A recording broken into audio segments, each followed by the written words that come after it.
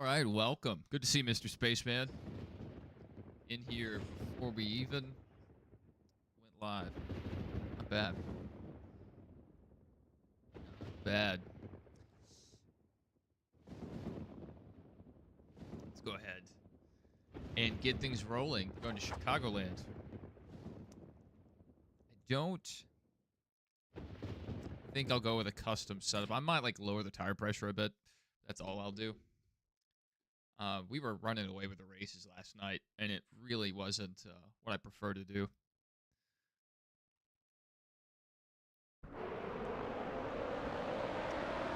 It's a shame that you're not off work tonight, because I'm more awake tonight than I have been. Still pretty tired, but I don't think we're going to be up too late.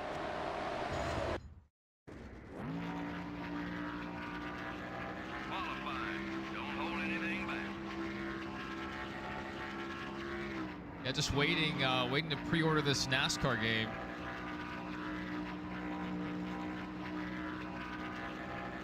For me, it's almost the 18th. 18th is the day we get gameplay. I'm sure they'll drop it maybe sometime around noon-ish. Would love if they just dropped it like right at midnight. One more time around. Beautiful COD gameplay. I don't know, if you were off work tonight, I would consider playing a bit. But I'm guessing you're at work. That's probably why you found the stream so quickly. Oh, we got the pole? Not even with a custom setup. This is ridiculous. Top dog, man. Awesome run. I'm gonna try the Black Ops beta when it comes out.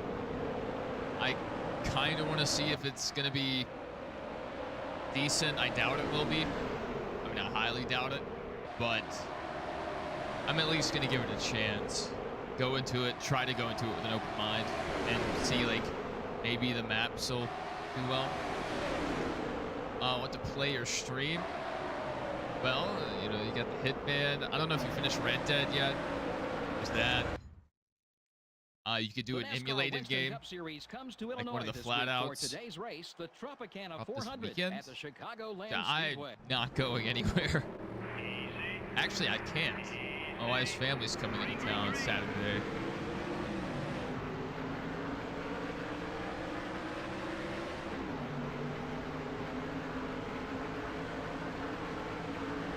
Did finish Red Dead? All right. Could do a bit more 2K. If you haven't played the Spider-Man games, I highly recommend that. I think we've already talked about that, though. Oh my goodness, way up the track. Kind of like the feeling of that line, though. Did you play some Roblox? I actually considered downloading Roblox today, because apparently they have a backrooms game that has over 100 levels.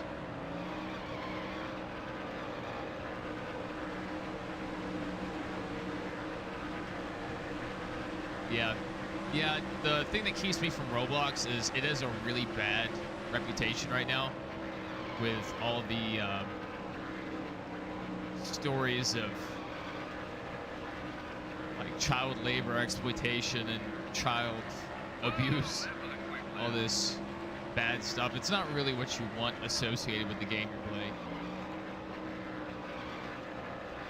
Oh yeah, you got it going on down there. We had a decent sized cell go right over the house. Purple with a little white speck in the middle, so James Spann said it was probably a hail core. And it didn't rain a drop where I'm at. I'm pretty sure it did other parts of town. I know it rained overnight at work, but not where I live. That's pretty close. So just, you know, small showers. Oh, I wish it had rained. And, you know, I did hear some thunder. Good heavens, the field is slow. I'm on legend difficulty, and this is what they're giving me to compete against. This is crazy. if our cars in career were halfway decent, we would obliterate the field. Last time you watched it in season. No, this is not career. This is just season mode. So all the cars should be equal. That was a great lap, buddy. Yeah, I did see that.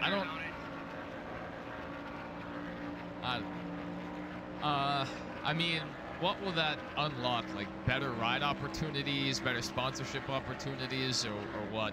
Because I also saw it gives you like 10,000 starting dollars or something. But if that's a concern, I mean, you can always just not use the money. The reputation might be more impactful. But some people that are really good at the game just handicap themselves anyway. Like they stay with, you know, completely no assist on top of the max AI skill, and on top of that, they will either use the fixed setup or, you know, use the garbage equipment as long as they can. I think it's gonna be like a Thunder career. It might be. Great lap, great lap. I saw one screen from it that had like a parts menu that reminded me a lot of Dirt to Daytona. I'm just really sad there's no crossplay. It is what it is. I'm gonna get it for PlayStation. That way I can play it for a month, and then you know, play with my buddies if they ever get it. And then I'm also gonna get it for PC when it comes out on PC. You just locked up 5 more points for leading the most laps. Yeah, that's baseline what I'm gonna try. I'm gonna try to go no assist and see what it's like. Because if it's like, let's say NASCAR 15, where you get a lot of wheel spin, especially coming off pit road, I might turn on like 5-10% traction control just to limit that. Because I don't know if it's just the controller I play on, this Xbox Elite controller. The triggers, to me, don't feel optimized for racing. Like, I can barely touch the right trigger, and it's like, it'll go from like 5% throttle to 70% in a millimeter. Instead of, you know, if you're using a steering wheel or a PlayStation controller with the haptic triggers, you know, it actually goes on like very accurate percentages. I doubt NASCAR 25 will have haptic triggers enabled, but good heavens, on Gran Turismo, I don't know if you played Gran Turismo 7, Mr. Spaceman, but the haptic triggers in that game are life-changing. The feedback you get from the accelerator, from the brake, is just insane. And then when you go back to a game that doesn't have it, it feels like you're playing like an arcade garbage game.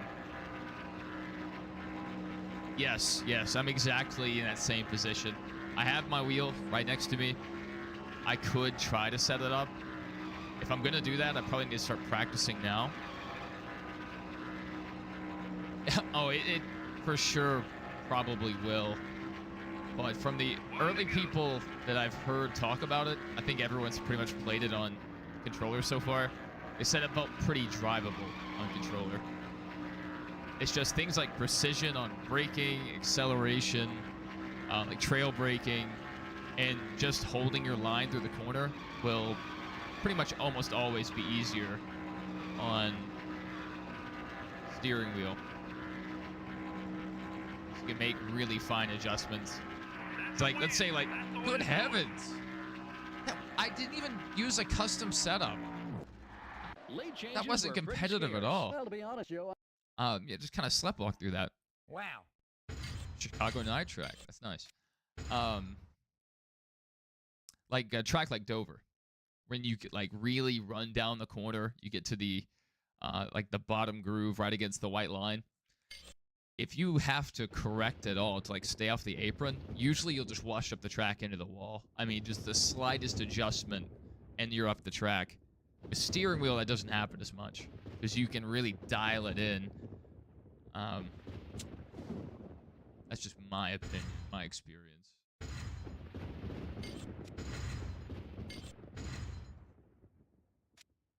We're kind of killing it.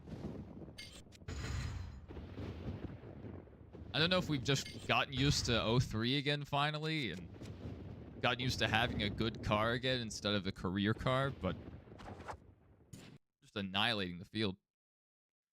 All right, here we'll try default setup again. This one I may not win. I mean, need to do a 100% race.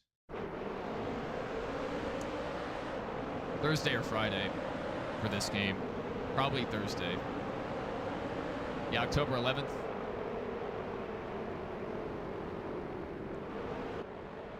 It's going to be so tough around that time period because Battlefield's coming out the day before.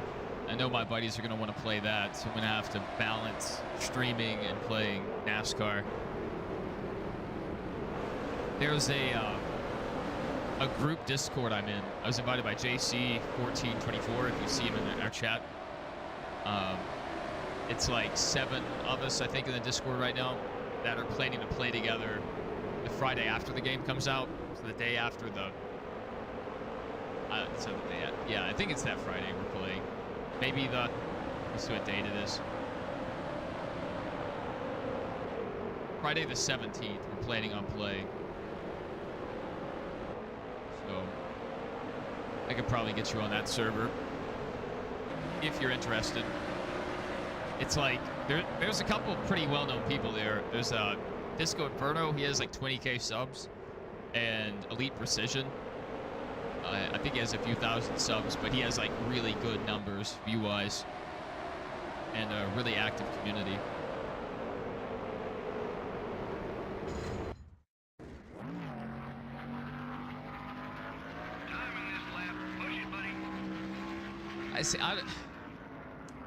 I don't know how much Battlefield I'm going to stream. I don't like streaming FPS. Oh my goodness, the car is terrible. The car is awful. Let me change up how I'm driving. My nose is itching. The back end is just coming around. I'm like hardly having to turn.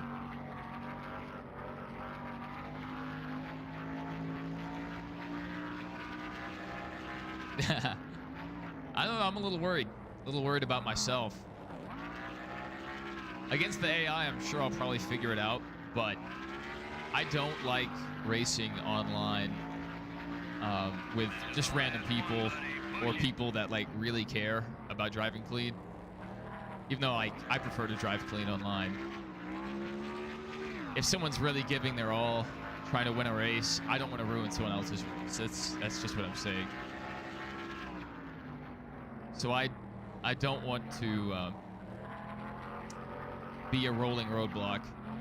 JC, I was just talking about you. Good run. It helps when you start near the front. Mr. Spaceman here might be interested in joining us when we play NASCAR 25.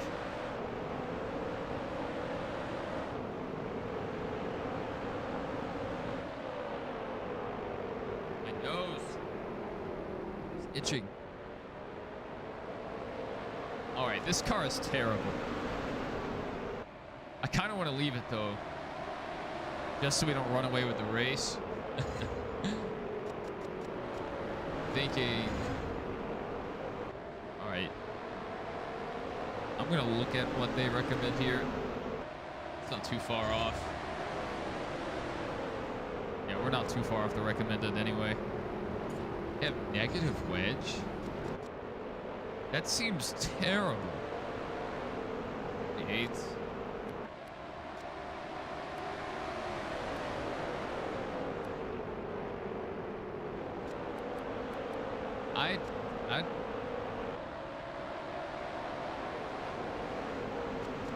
Okay, we'll try it out. I'm a little worried about this. Because the car looks really loose, and it was really loose to start with.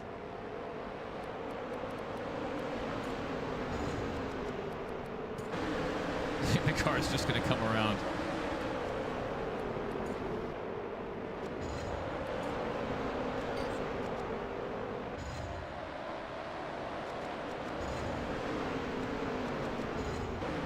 160, 130, 170, 127, 355. Oh, we were just talking about our plans for NASCAR 25. Joe Moore and Barney Hall. Do a face review. Oh, dude, he's been on stream several times. And ready. Go, buddy. Green flag. Number 41. Down low. The 41 car. How is the 22 up here? Golly, the car is loose. I knew it was loose. This is going to be a terrible race. We'll just try to hold on. Maybe we can... We're falling back. Focus on your What was Bobby Hamilton doing? Oh my goodness, this feels like the career car now. The default setup was already loose, and this just made it more loose. I trusted them. Usually they have good setups. This is not good. The back end is just coming around way too often. If I could get a caution, I would come down and tighten the car up.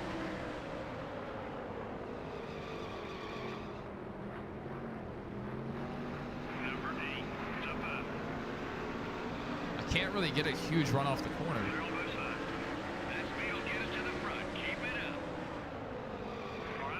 That back end wants to kick out.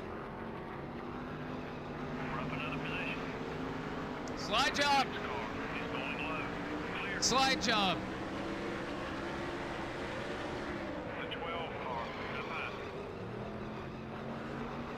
I have to remind myself I don't have to win this race. As long as we get a good points day, that's what matters. I would like to win.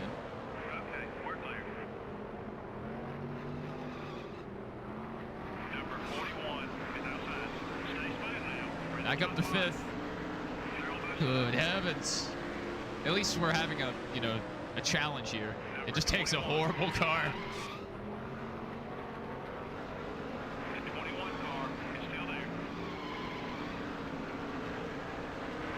Oh, dude, what if? That'd be crazy.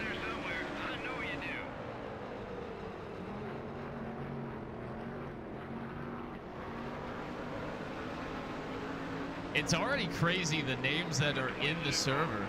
I was just mentioning Disco Inferno and Elite Precision. These are like big accounts with like active communities and good viewership numbers.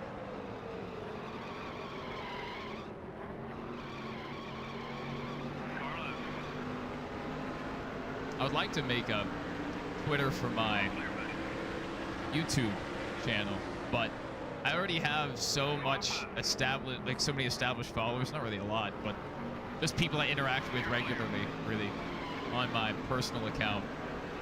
I'd be starting over from scratch.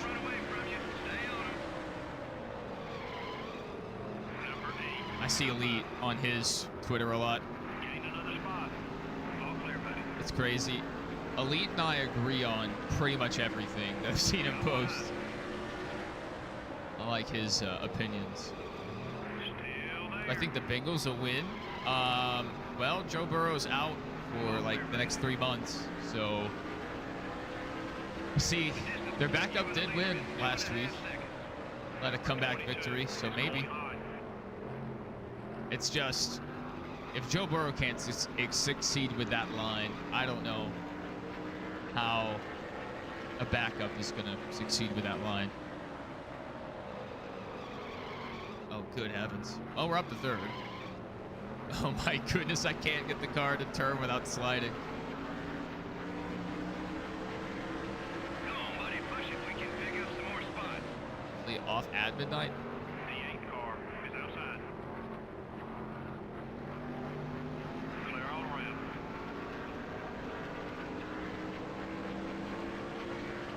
Back when my buddy worked second shift, that was kind of his schedule.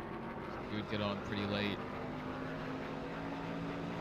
Back in the early days of Warzone. You need to pick up about 2.5 seconds on the leader. Oh. but we are not picking that up. I'm happy with this third place.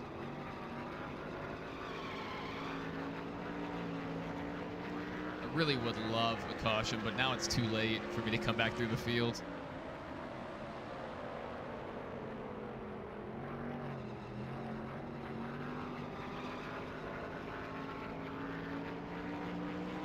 Just trying to hold on to this position.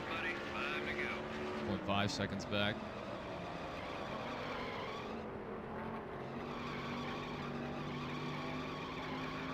We're just drifting it. We are just drifting it. This is horrible.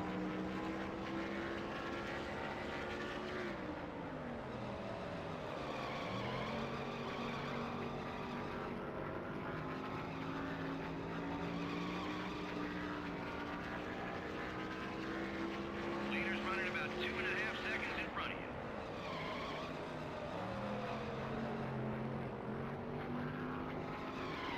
Oh my goodness. Oh my goodness. Oh, this feels like the career mode car. Our tires aren't even worn. It's just that loose. I knew it was. The default setup was already loose, but I trusted the custom setup. Oh, dude, Dad, they should go after Anthony Richardson. I mean, they could try, but the reason he's not starting or didn't start the season, or at least the excuse they give, is that he was injured. He may be healed by now. It's just a hand injury, I think. That's in the American drama stuff this week. We're talking about, like, what's going on in the country, or is there something I'm not aware of?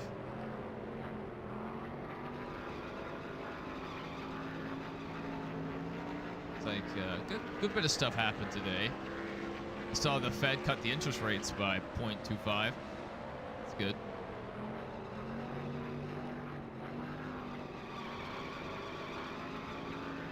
And I saw there was a shooting in York County, Pennsylvania. 1 to go.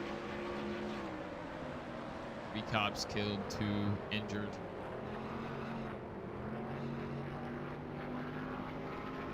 Oh dear. Bang it up too bad. Number 8. Trying to read the chat. Number 12. Up high. Okay, back to 4. No. Still there. May have not been the class of the field, but we held on. We will take it.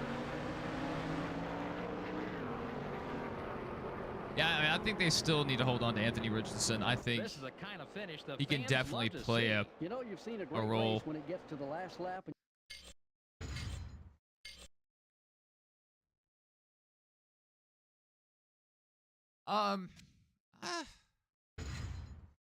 I mean, I don't like what all has changed this week. Because I mean, I just know there's like a huge movement to get people fired. Jimmy Kimmel, you know, his show got taken off the air, which I'm kind of glad. I don't like Jimmy Kimmel as a person. I think a lot of his show is just political whinging. Him and Colbert. I'm glad Colbert's show's canceled too.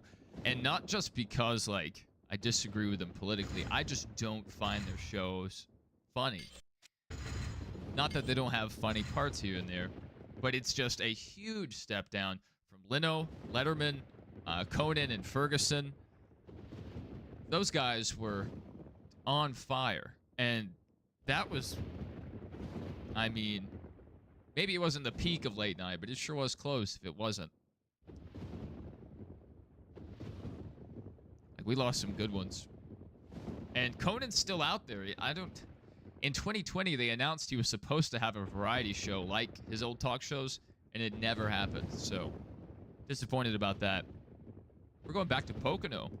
We ran really well there last time because we had a custom setup. Yeah, I saw like there was more like confirmed about the shooter.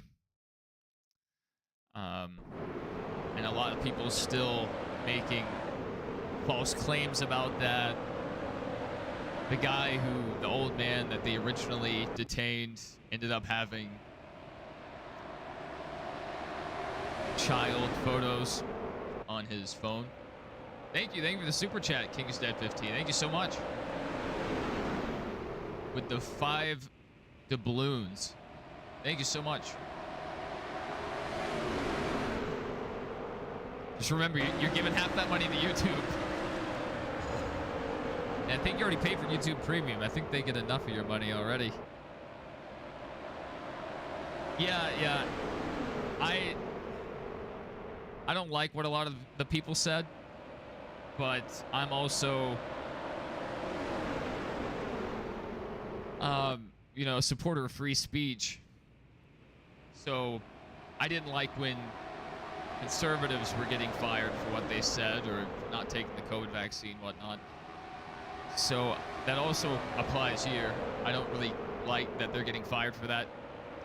With the caveat, if these people were the ones that were celebrating these people getting taken out of their jobs or their political opinions,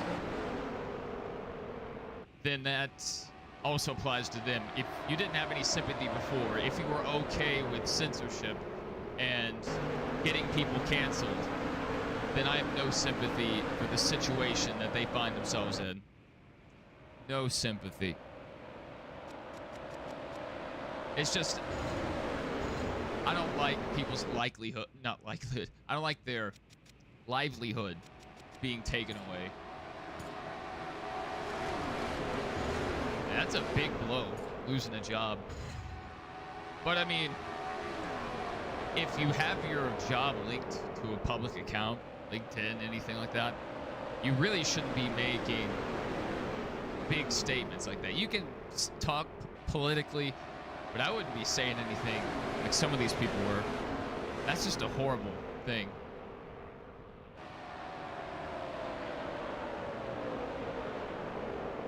Like, I don't care who it is. Like, I sometimes have a hard time even supporting the death penalty. It's just not a good thing when someone dies. No matter who it is. So, like, that's a wild thing to be celebrating or calling for more people to be eliminated.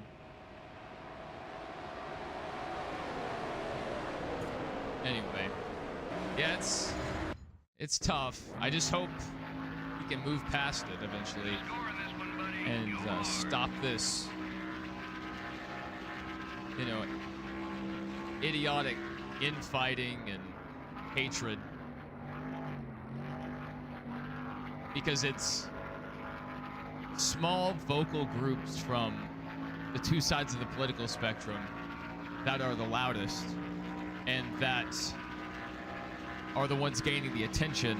So people on the left think everyone on the right thinks a certain way, when that's just that percentage. And then people on the right think everybody on the left is, you know, some evil person, some, you know, straight up communist. And it's not that way. It's just the most vocal people are the ones with the most extreme opinions, because moderate opinions don't sell. You know, no one's going to debate you on being a middle of the issue guy. They don't care. That's not going to get engagement. Especially how social media works nowadays, especially Twitter. You get paid off of your engagement. People are going for the hottest takes. And they find their little group, their little niche to fit in, and they'll say whatever makes them popular in that group.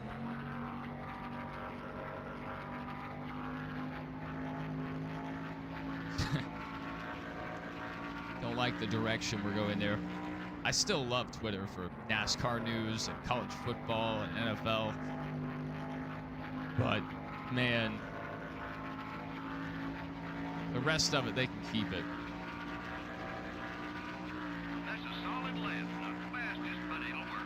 13th. Not great. All right, let's make a little adjustment here. 17 PSI.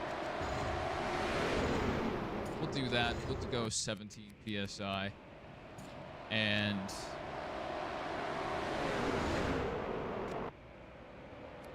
yeah, we'll just do the full setup. It's a good setup.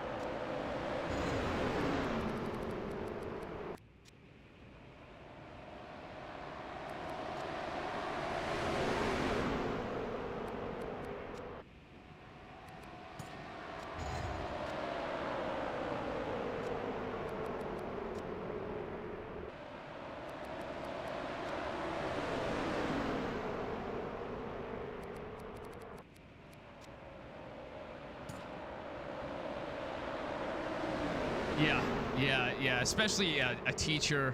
I heard a story that a teacher showed Welcome to the Pocono video, Raceway, the located at video, heart- to a group of like elementary students and told them the guy deserved it and why he deserved it.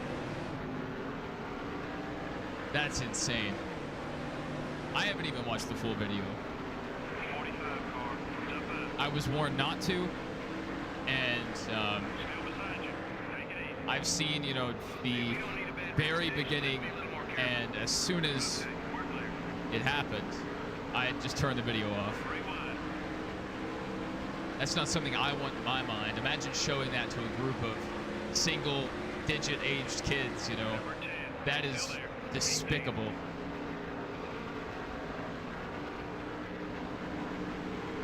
You just broke into the top 10. Yeah, I just can't imagine finding joy in someone's death. Car up high. The 6 car. He's still there.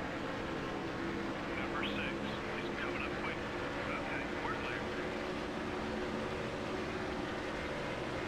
Car high. And it's like some cognitive dissonance, being like, oh, he deserved it and more people deserve it, but they're the ones that are hateful. Number 97. Up high. Do we not see the problem there? Clear on both sides. Do we not see the issue?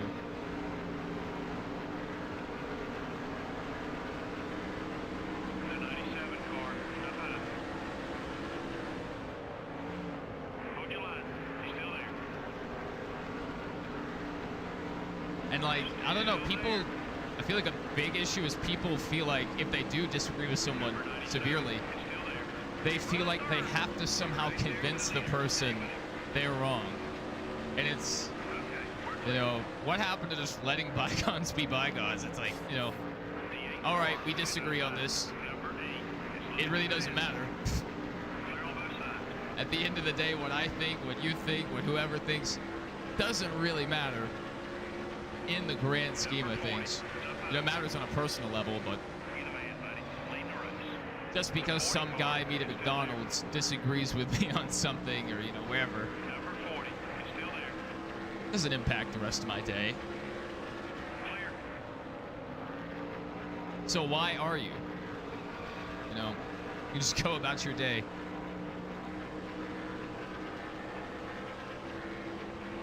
Yeah. Good job. We got her 5 points. Yeah, other than, like, that's one thing that LinkedIn is probably not good for, is, you know, your real name being linked to where you work. Because across all of my social media, aside from LinkedIn, I have no references to my work. And I've always followed that because that was like day one. HR, when you're filling out all your paperwork, they're like, don't, you know, post yourself in uniform. Don't do this.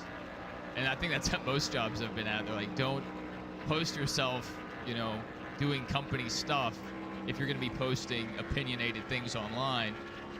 And even if it has nothing to do with the company, you can't be going out and presenting yourself to be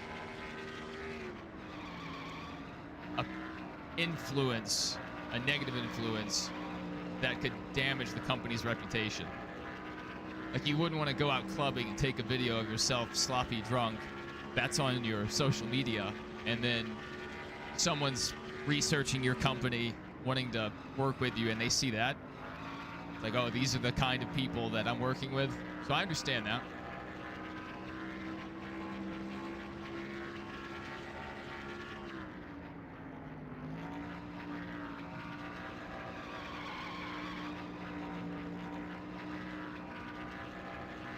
And that's just common sense.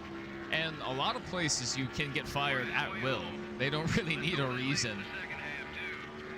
I think there may just be a few states that are not at will termination. They could just dislike your shoelaces. You're gone. Well, this setup is amazing. Way better than our New Hampshire setup. I really didn't want to run through the field like this.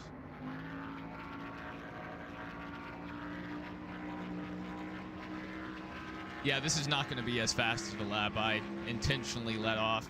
I was thinking about letting the field catch back up. I wish I could make just a minor adjustment to be a little better, because we might have been able to win, but I think we would have probably just settled it in the top 5 most likely, or very likely. So maybe I could have just changed the tire pressure or just the gear ratio. That might have been enough.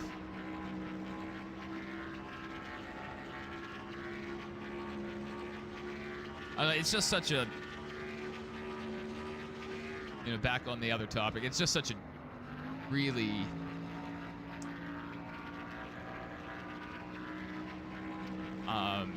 deciding time in our country's foreseeable future. Because the worst thing that could happen right now is for someone to go out and do a revenge, you know, offing. I don't want YouTube to hear me. That's the worst thing that could happen. Then it would just escalate further and further.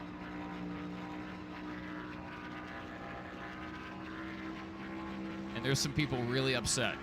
So it's, I just, you know, it's a worrying time. If you're religious, you know, prayers are needed. This is the time.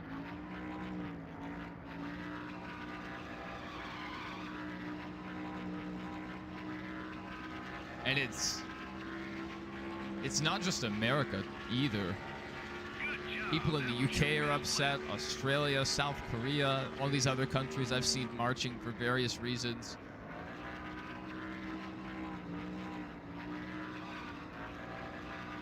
And so just a lot of people are unhappy.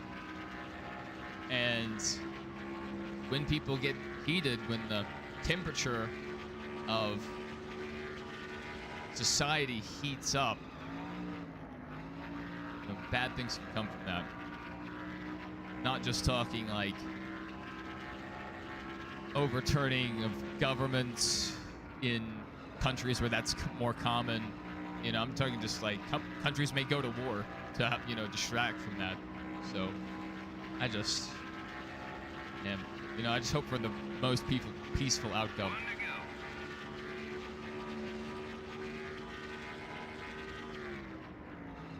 Yeah, I think that's the weirdest thing. When you're talking to someone online and they can't talk to you on a logical level, they can't actually debate their side of the argument. It can be about sports. It can be about video games. You know, we're not just talking politics. It can be anything. And if they disagree with you, they will go through your whole internet profile to dig up something that they, you know, disapprove of, something that they think they can corner you on. That is the weirdest behavior. I see it a lot of times on Twitter. People will be like, oh, something. They'll dig up a tweet from 3 years prior or something from the person's bio or whatever. That's just weird behavior. Like, who cares? You don't know this person.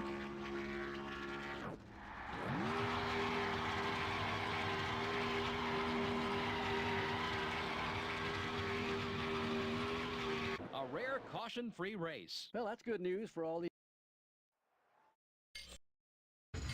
Oh, there's times I've wanted to say things online. Had it typed out, ready to go. And I'm like, you know what? That's not the best look. That's not the way I want to present myself. You know, I don't really want to contribute to this. And so I just don't post it.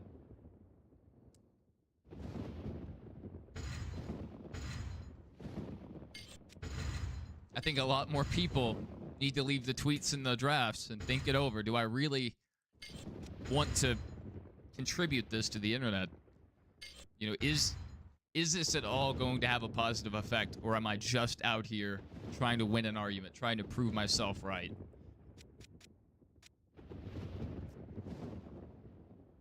Let's look at our stats.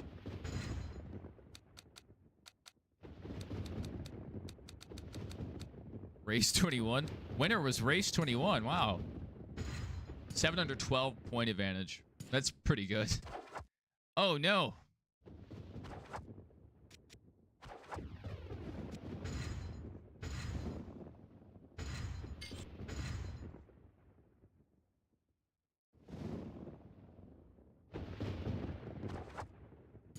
Yeah, I guess where I stand on it is I support free speech. I don't like seeing people get fired.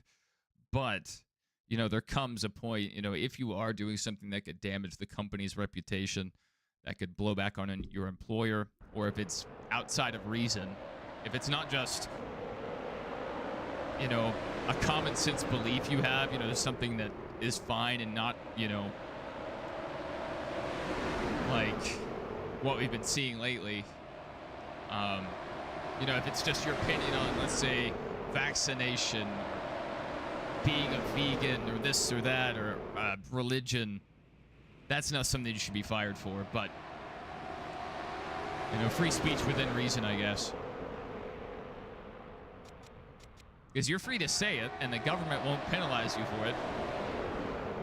But businesses don't have to abide by free speech.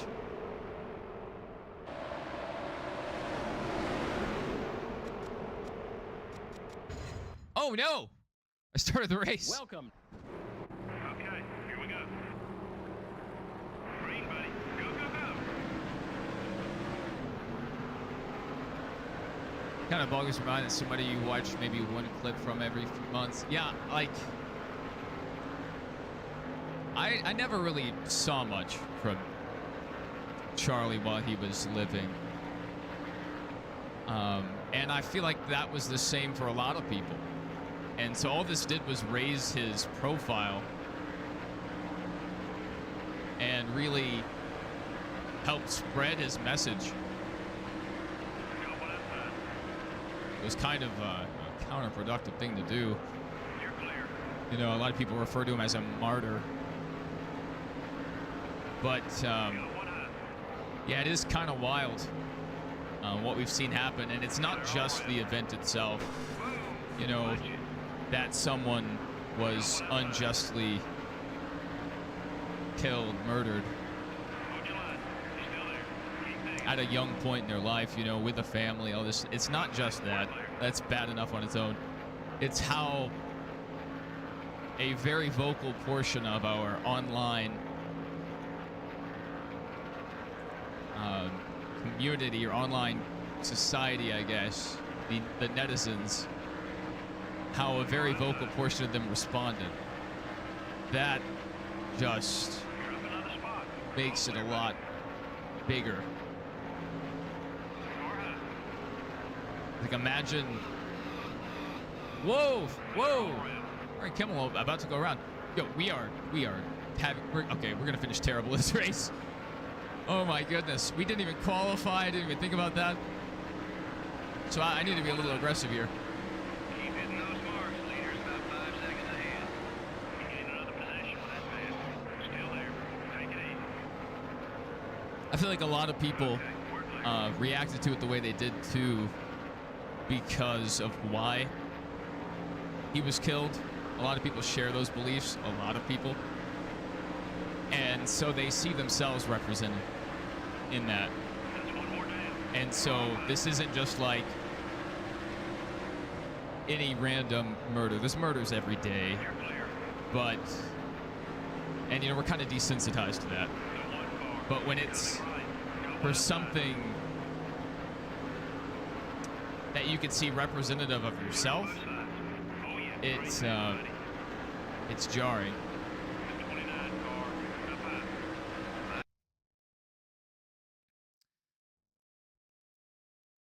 Yeah, it's a lot of people share that opinion as well, that this will be kind of like an era-defining thing.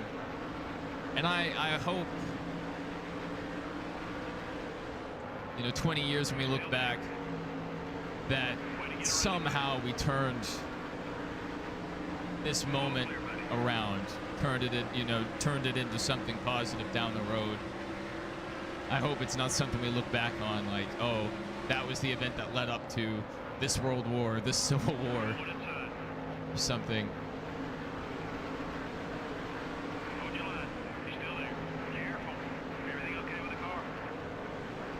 Last thing we need is to fight with our own brothers and sisters.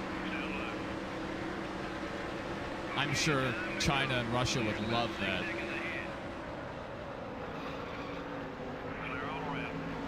You know, I'm wanting to get to the moon and Mars and, you know, build great cities and society and do all this great stuff. And, you know, but we're too busy fighting with each other constantly. Yeah, he almost came down the track on us. A lot of the time when someone blows up like that, I won't see it in time. And on top of that, I don't expect the field to check up like they do. So I'm not ready for it. And I just end up pile driving into the back of somebody.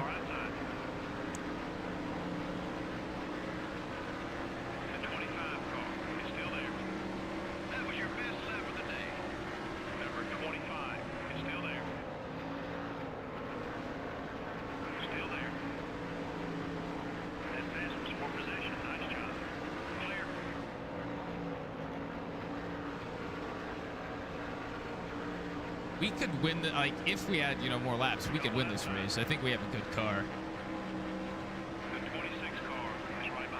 Even with this default setup.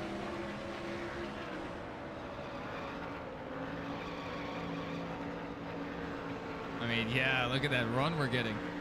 Good stuff.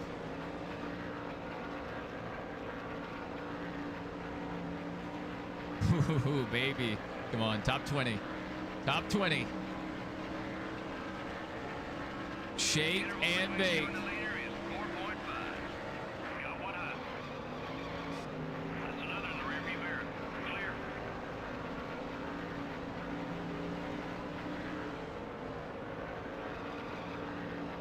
I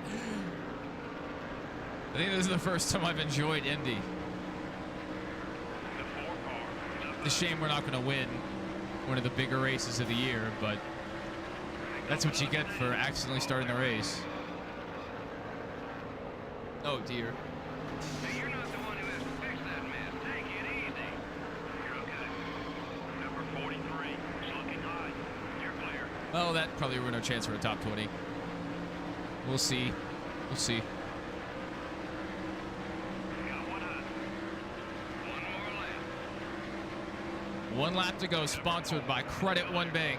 We're up another position. Okay. Yeah, I was just tweeting about that. One of the people I follow,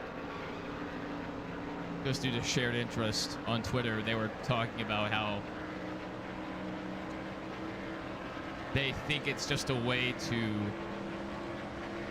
end the discussion or whatever. Or like, basically, they were unhappy with Jimmy Kimmel getting taken off the air.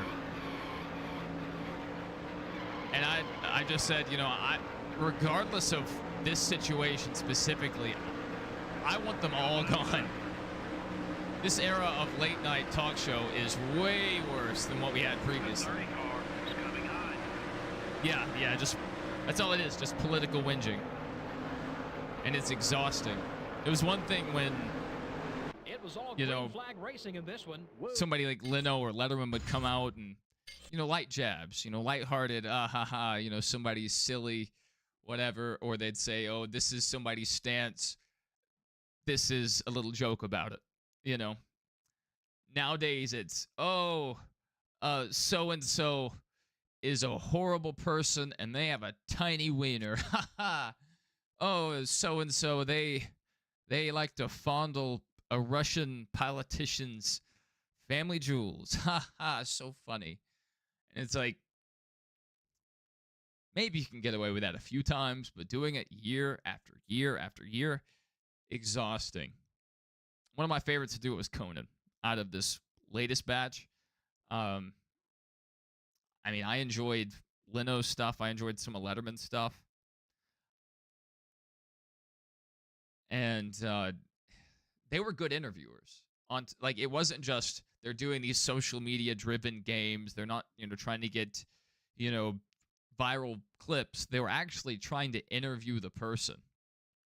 And so you felt like, even though this is kind of parasocial, you felt like you were kind of learning about this person, kind of trying to form a connection there. And Conan was great at interviewing people. Had a lot of recurring guests on. And it was just a good way to cap off the day. The monologue would usually be something funny, have some good zingers in there, maybe not, but they just have some lighthearted interviews, whatever. Maybe a couple silly segments, animals, or whatever they have on there. Maybe a musician, and it was a feel-good moment. And nowadays, you tune into the late-night show, and the monologue is about politics. And so if you're on the side that you agree with them, you're going to get angry because they're talking about something that is, triggering to that group of people. And if you're someone that disagrees with it, well, you may not get angry, but you might. At least, at the very least, you're not going to enjoy it. You're not going to benefit from sitting there and being lectured. And that's just not what you want to end your day with. Trying to get upset, I just want to hear some, random people, random public figures, sports figures, movie people, TV people, just come on there and talk about their latest project and what's going on in their life. Just some silly, lighthearted stuff. I'm not there to be lectured to. Yeah. And it's, that's not me saying Kimmel's bad at everything he does. I just think he's a hypocrite. And yeah, like, people can change, but if you look at what he used to do, the kind of content he used to do on The Man Show, and compare that to now this is a guy who did blackface. So, but he's now out here being the one to call people racist and call people bigots, sexist. It's like, okay, buddy, you're not the guy I want to hear this message from. Honestly, I don't want to hear the message at all. If it's irrelevant to my life, why do I need to hear it? But yeah, I feel like Kimmel, especially, Colbert as well, just talk down to the audience. And they state matters of opinion as if it's a fact, and you're an idiot if you disagree. And it's, where's the jovial tone? Where's the actual lighthearted attempt at comedy? It seems very pointed, very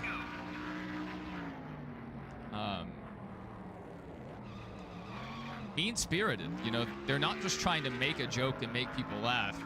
They're insulting people. And Norm Macdonald had a good bit about impressions, doing impressions of people. He said it has to come from a place of love. You have to truly understand the person before you can do an impression, one that is actually natural.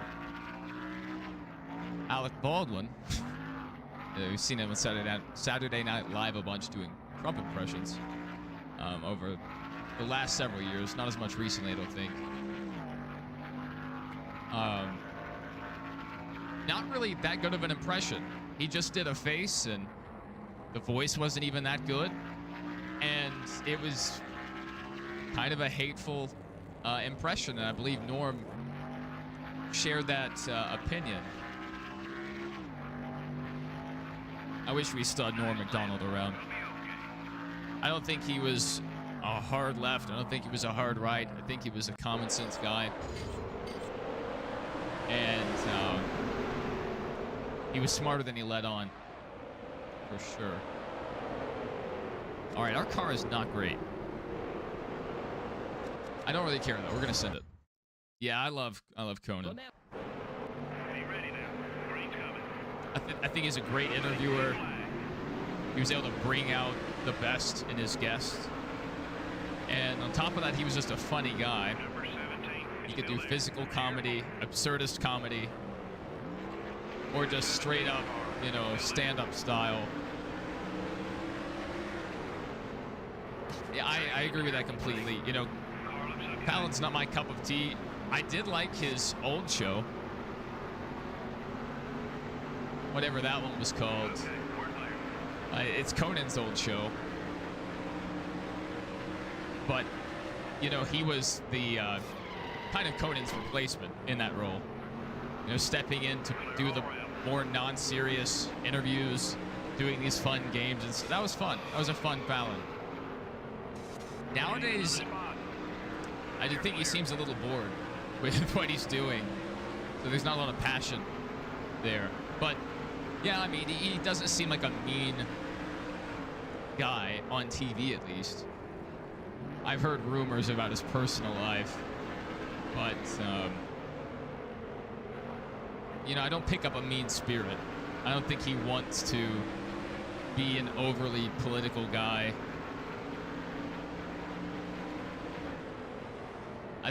I think maybe he understands the position a bit more than some of the other guys.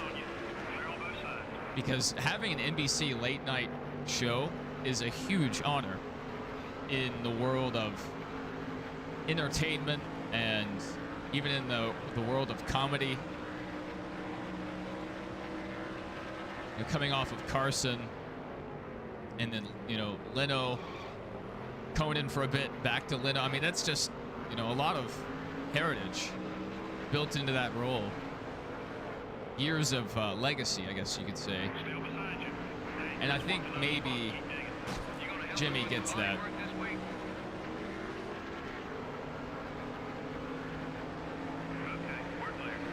At least he seems to me. You know, I don't know the guy. He could be the biggest slimeball there is, but just from what I've seen on TV, you know. Uh-oh. Car blowing up. Not a great run for us. We're not going to pick up 7 seconds, Bucko. I am sorry to tell you.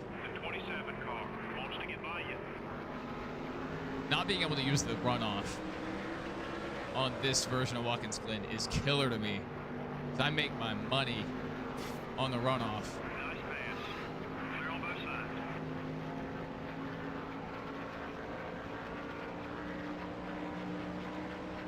I saw Jimmy. I've seen him a couple times. Not up close, just from a distance.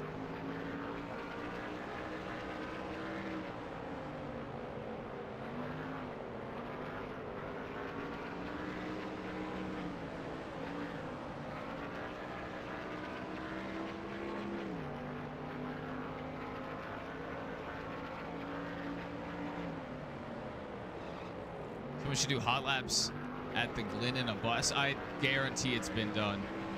Maybe not hot laps per se, because buses are probably very easy to flip, especially with like a stock setup. Maybe if they like, I don't know what they could do to help offset that. They would have to really tweak the suspension, some custom stuff, but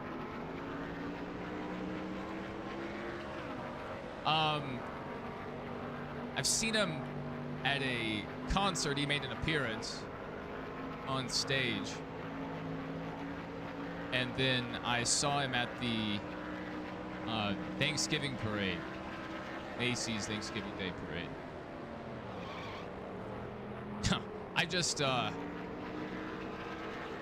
booked a hotel room across from his apartment, his penthouse or whatever. I stare in his windows. Oh, baby. Providence.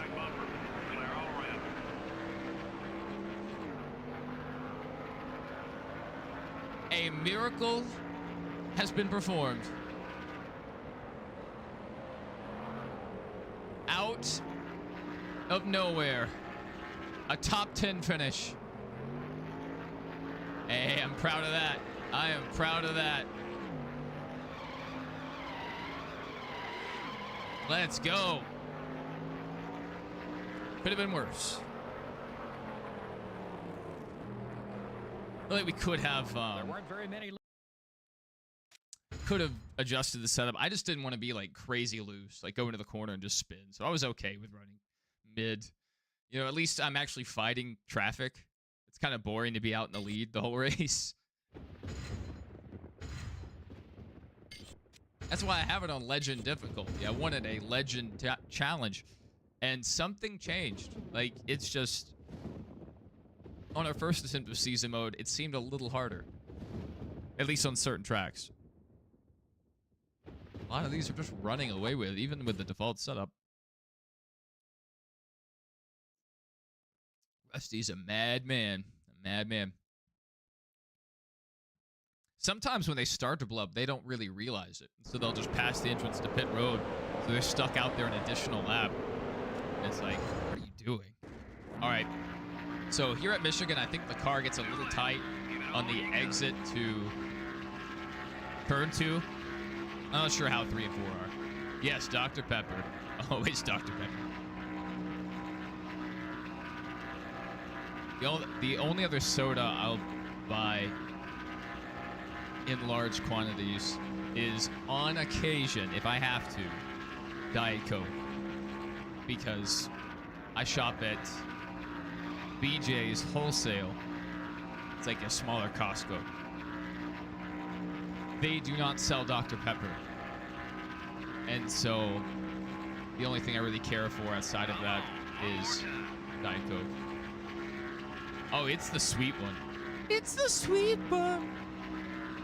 Oh, we got the pole.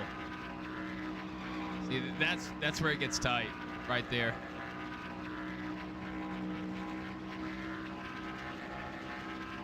Car feels pretty good how it is. You know, we could make adjustments, but we have the pole already. I mean, who cares? Oh, dear. Oh, dear. Oh, dear. Walking it up the track. Hey, Pepsi bottles Dr. Pepper in certain markets. So, you know, even though they're not owned by Pepsi, they do make money off of Dr. Pepper. Depending on where you're at. What's crazy is, if you guys know who owns Dr. Pepper, the company, it's Keurig. Keurig Dr. Pepper. That's wild. I didn't know the coffee people had anything to do with Dr. Pepper. I don't know when that merger happened. That's wild. A merger or acquisition. I'm not sure what happened there. So our record was like 6/10 faster than we ran in qualifying, I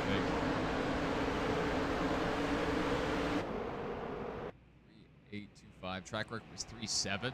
Oh goodness, so we could do a lot better. Welcome, everyone. Here's the starting lineup. Yeah, Get ready. We're going green. not a huge Pepsi guy. Back when Gordon drove for Pepsi, I would buy Pepsi just to support Jeff, but I didn't like it. I've talked about the sodas. I feel like every other stream we talk about the sodas.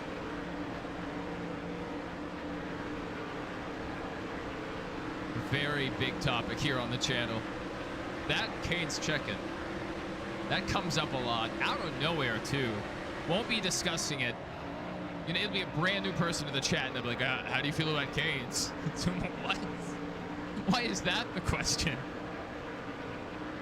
Is there some online community where they're just trolling people, asking them about Cane's?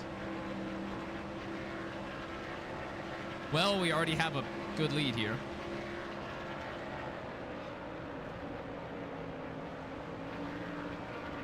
I'm just gonna slowly make my way around town. I do need to run one good lap, though. So I get the fastest lap award.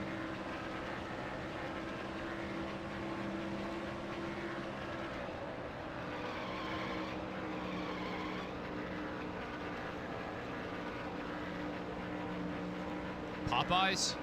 Yeah, Popeyes is all right.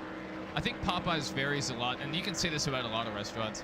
Popeyes varies a lot from restaurant to restaurant. Because, like, if you take the peak from every fast food place, you know, a lot of them are decent. It's like, okay, that's a good... I've had good experiences at Wendy's. I've had good experiences at Burger King, McDonald's, Chick-fil-A. But I've also had bad experiences, and I've had average experiences. What I find to be average. And it can also vary, you know, not every franchise, not every company has the same food supplier. And so the taste might vary a little bit, or not the same management. So maybe, you know, the place isn't run as well.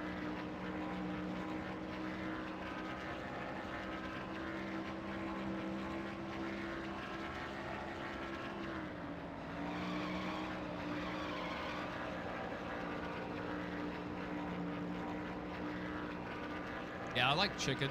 I like chicken in its many forms. Fried, grilled. Teams are gonna be jealous looking at that lap. Keep it Just up. throw it in the Instapot, whatever that is, steamed or pressure cooked or whatever. I don't know. Barbecue. Gordon soda. Yes. They kind of had that.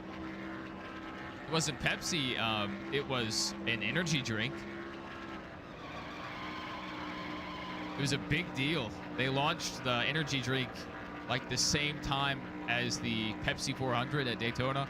And there was a Jeff Gordon documentary before the race, and it was a huge deal. Good lap. Keep hitting those marks. And, but it was just limited time. And then after that, I think that drink maybe was spun into AMP. I don't know, AMP may have been around before that, but I didn't see AMP before the Jeff Gordon drink. So yeah, before Rowdy was a thing, Jeff Gordon had his own energy drink. He was the first one in NASCAR to do it. He beat Red Bull, he beat Monster.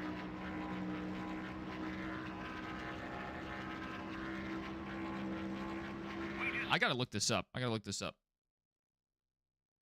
Jeff Gordon energy drink.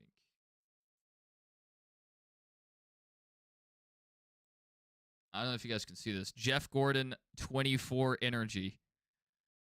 The can has the flames all over it. That's super cool. Big 24. Yeah. Yep. I remember that.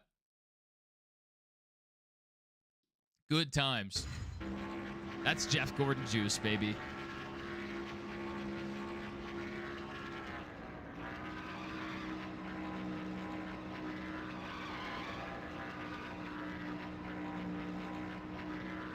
Like, it's truly crazy how big NASCAR used to be.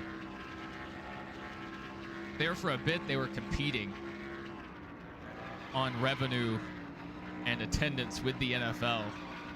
Insane.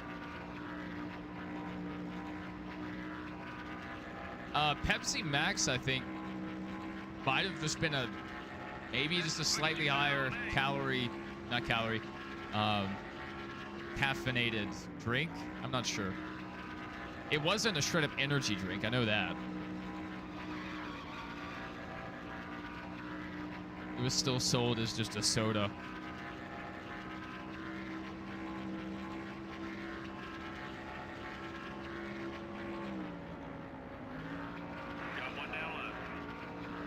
No company did more damage to their brand in the eyes of NASCAR fans than Coca-Cola when they had their "I need to try it first" commercial. Oh my goodness.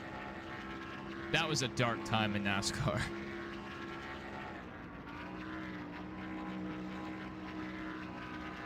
I can't wait for the future when ads are extremely targeted. And so if you dislike a commercial, you won't see it again. You know, or like it'll AI generate one that would be more favorably viewed. So if there's an annoying commercial, you just don't see it again. It's like, yeah, that one didn't work on the guy. Let's try a different one. That's got to be a thing in the future. If it's not, I don't want to live in the future. 38.8. I think we got the fastest lap.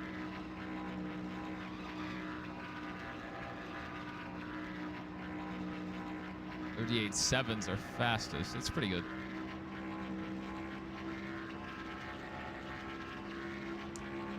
Pepsi shared a post the other day on Twitter, like retweet if you like Pepsi Crystal or something like that. I did retweet it. I'm hoping that means they're thinking about bringing it back. First place. Celebration It's kind of a gimmicky thing, but I did enjoy it. Speed energy. That's right.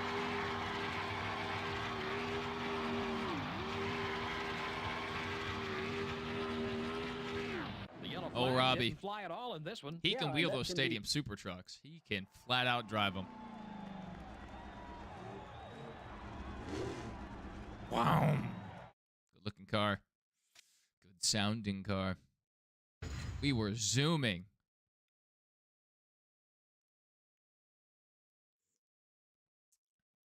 Yeah, I tried Rowdy Energy. Like, the day it was announced, I went to their website and ordered a variety pack. I thought it was all right. I didn't go out of my way to buy it after that, though. And honestly, didn't really see it in a lot of stores. And then there was this whole scandal, like they found like lead or mercury or something in the Rowdy Energy, or some kind of heavy metals.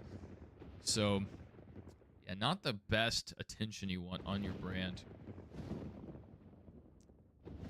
Let's go race. I think we have a good setup for here, so.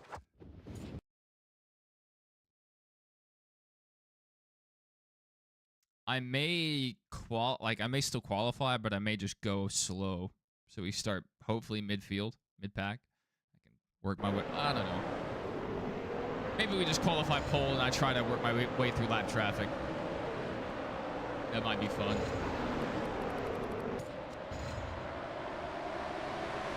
$75.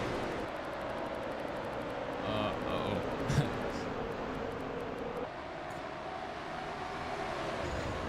70. 40 and 60. Half inch. And a half. 360 to 40. 180. 140. 355.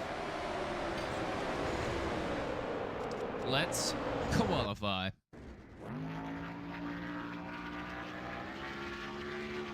Yes, that's a good scheme. I liked when the brands were more... They centered the car around their brand. It wasn't just like, oh, let's get a clean scheme that's primarily black or primarily white or primarily one. No, and they weren't over-designed. Like, oh, you can tell this was designed on a computer. And part of that's because the cars were painted back then. But, I mean, the schemes are just so vibrant. Nowadays, it's like the teams are just... Not all the teams, but some of the teams are just putting out boring-looking cars. And honestly, even though the wrap technology's come a long way, there's something about the high-quality paints, especially the ones DuPont used. Good-looking cars with the metallic blue or the metallic paint flakes. Good-looking car. I want to see what Rusty qualified with. Well, here's the starting lineup. He did like a 15.5, pretty much a 15.6. The NASCAR Winston Cup point. Not a huge gap. Admittedly, like, probably wasn't my best lap. I'm just kind of wheeling and dealing out here. Golly, the car is so good.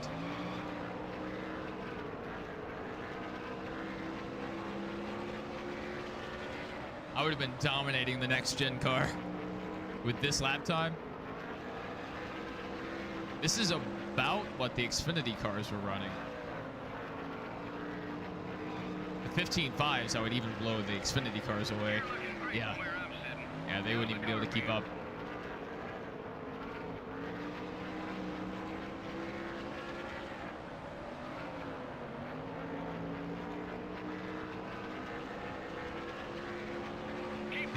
The Bristol night race we just had, the tire wear got a lot of attention, the most of the attention. But a major factor in that race being so good was NASCAR reapplying the PJ1 every day during the race weekend. That kept the bottom groove like active throughout the night. So a lot of times they just apply it before the weekend, and so ARCA runs on it, trucks run on it, Xfinity might run on it, you know, whoever. So by the time the Cup gets out there, halfway through the race, the bottom line just dies. And so everyone goes to that high side, and then passing becomes near impossible. 15.4.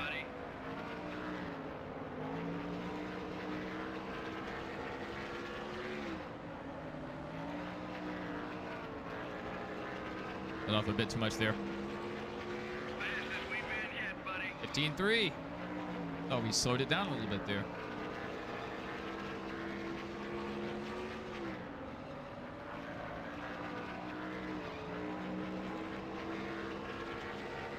I don't know if any of you guys watched The Boys, but season 2 of Gen V came out yesterday.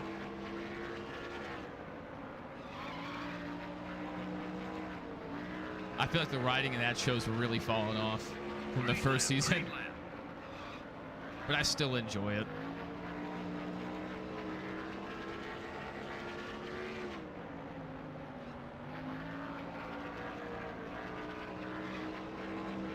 This was featured in a game called Pro Race Driver. It could be raced in wet conditions. That's awesome. That is really cool.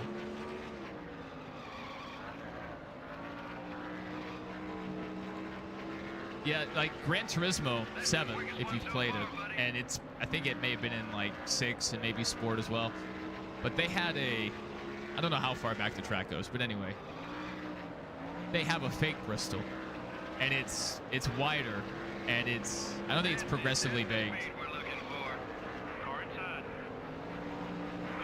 but it's like a big Bristol in terms of like how wide it is, how many lanes there are, and the turns maybe aren't as tight, but it's definitely a Bristol knockoff. I wish NASCAR, SMI, and ISC, the two major track owners in NASCAR, I wish they would license their tracks to more games. So like, I can race Atlanta in Forza, or you know, Chicagoland in Gran Turismo, because a lot of games, especially, you know, Forza, Gran Turismo, are lacking good oval tracks. It may have a couple, but that's it. You know, why not? Might even be able to make a little money off of it.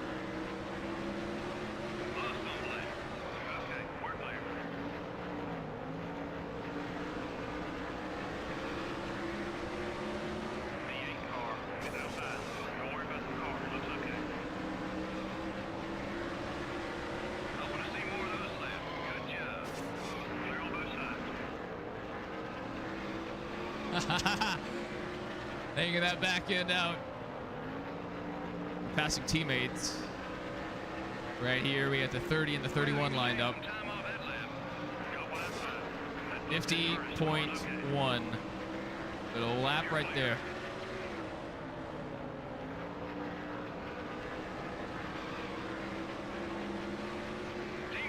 .51.4, even faster.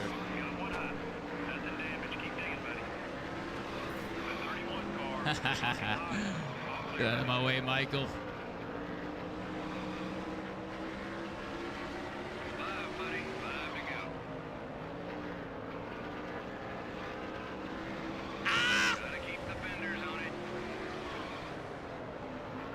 Come on. Hold it. Hold it. That was a great lap, buddy.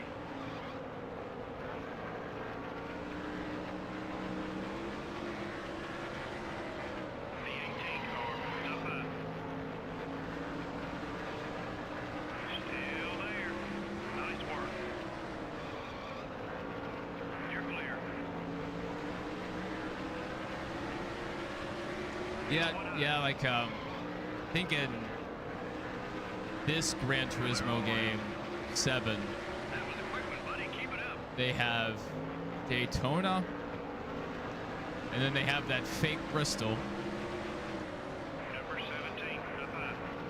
and that The 17 might be it for North American ovals at least. They have Speedway X, whatever it's called. still there. It's like if Martinsville was on absolute steroids and was like 8 miles long. Big win. Yeah. Car looks pretty good, even after going through that much traffic. Stewart kept up though, 6 seconds Not a back. single caution lap was running the whole race. Not Yeah, bad. that's pretty amazing. And then I think it was Gran Turismo 5 PS3 that had NASCAR. And I think it may have had Daytona. Maybe. I know it had Indianapolis.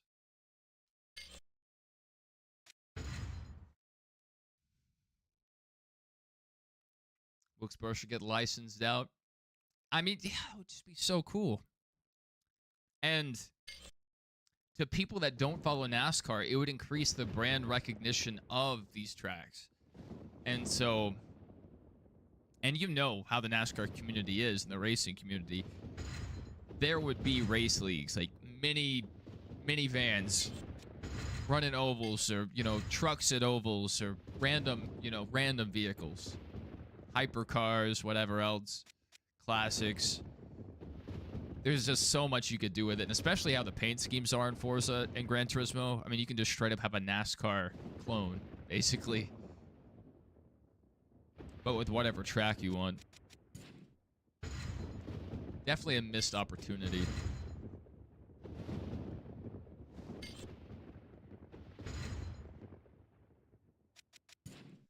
Let's get our stats. 792, so we built our points lead back up after having 2 poor races. I mean, for 16 wins, that's that's not a huge points advantage. 19 top 5s, 22 top 10s. Pretty good. Pretty good. Top speed 204. Let's go. And we have only 2 of us have completed all the laps. Ourselves and Bill Elliott. How about that? That's at least what it looks like. Okay, no, there's probably a few more. Yeah, there's a few more. I just wasn't in the right places. So we got Pole Award, Front Runner, Fast Pace, and Move of the Race. Interesting. I wish they would show us the most exciting pass of the race. That'd be sick. If you actually like went to the awards page and it showed a little snippet of your, or whatever the most entertaining pass was. That would be cool. All right, let's head to Darlington, where we're going to absolutely hit the wall in 3 and 4 several times. That's just what we do. It's in my DNA.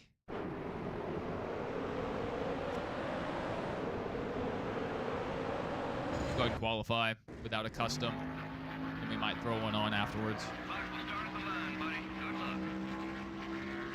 Honestly, I don't know if we need a custom at this track. Like, I'm sure the car would drive better, but I don't think the AI are going to keep up anyway. Maybe a couple will hold on. Especially if I run more conservative or just really poorly. Honestly, I could add a bit of wedge. Lap 2. Go hard, buddy.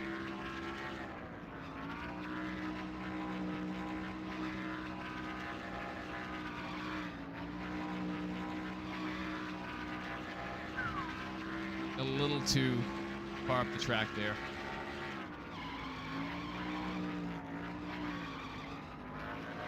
Ah! 3-4 is so tight. I was really trying to push it.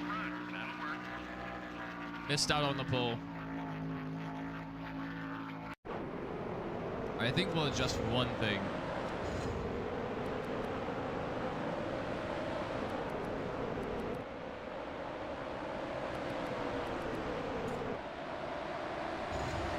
small adjustment. And we'll let it ride. MRN rate. Okay, here we go. The recommended was 15 PSI. That's how it is at a lot of tracks, to be honest. If the car has issues cornering, it's most likely going to be 15 PSI.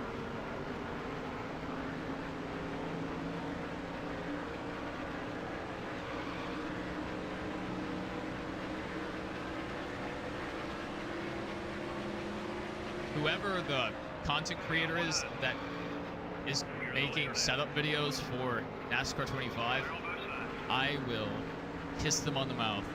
I know the setup man probably will.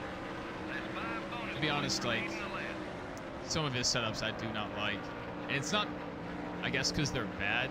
It just doesn't suit my driving style, especially being on controller. I've seen several people have the same issue in the comments, like, this is too loose. There's a lot of wheel hop. And then he's just like, oh, I don't have that issue in my end. But usually he'll give you like advice on how to fix it if you tell him what your issue is. So pretty good channel to follow. He did setups for a lot of the Heat games.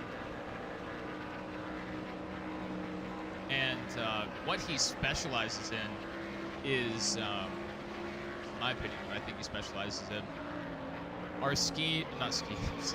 setups that can run long without getting crazy loose, and maybe sometimes ones that the tires last a bit more.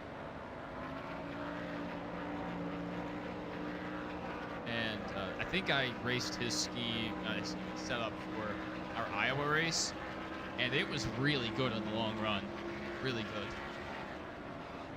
And I tried his setup for Gateway, and I hated it.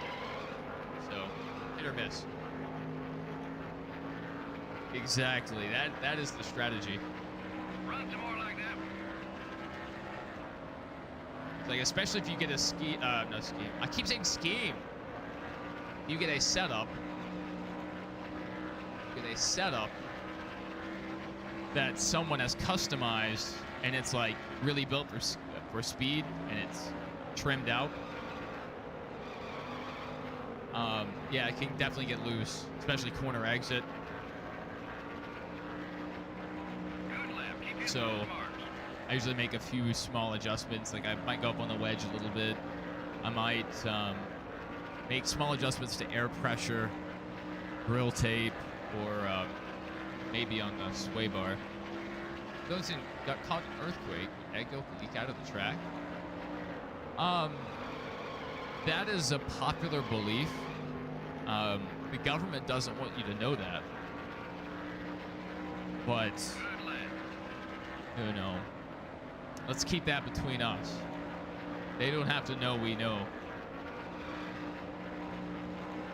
They don't call her the lady in black for nothing. See, this is why we didn't go with a full custom. I mean, one mistake and they'd be right on us, but I mean, we're pulling away a little bit here.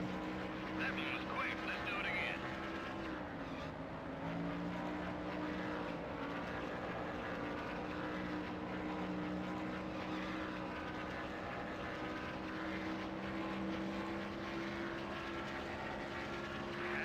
Oh, caution. We actually have a caution.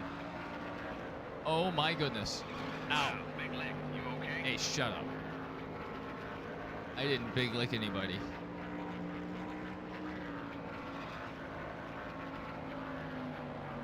Racing back to the caution is like, oh my goodness. Oh! Oh! Ryan Priest over here.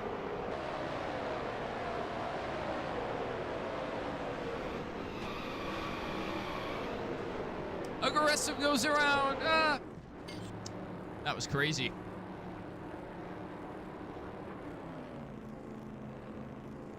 And we don't see a lot of cautions. I should definitely turn that up. Just go to a custom difficulty and turn up wreck frequency like 2 notches. So we see a few more wrecks. It does keep things interesting, kind of shakes up the race. Sometimes it hurts you, sometimes it helps. Like there, you know, we just lost a huge lead.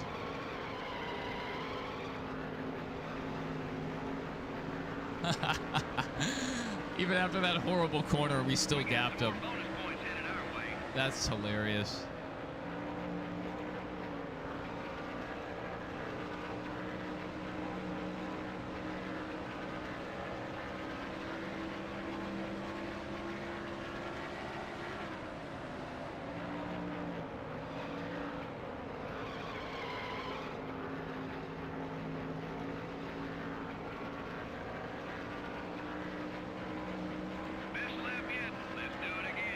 Best? All right.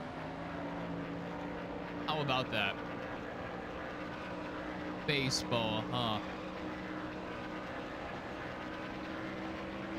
All right, I'm about to check if NASCAR 25 can be pre-ordered yet. I don't know what time they add stuff to the store. Maybe it'd be midday. Maybe it'd be like 2 a.m. or 4 a.m. or something. But I would definitely, even though it doesn't matter, I would like to go ahead and lock in my pre-order. I think that would be a good start to my Thursday.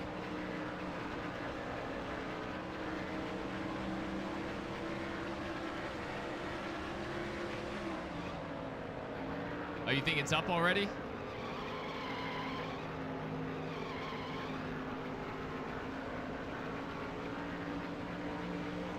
Check.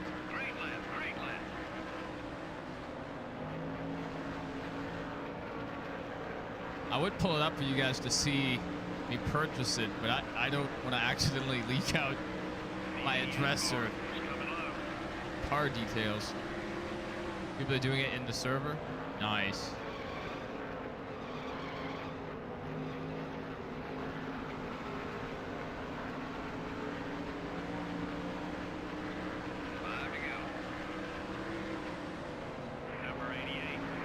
I'll probably end up doing gold edition for both PS5 and PC, just so I can get the DLC.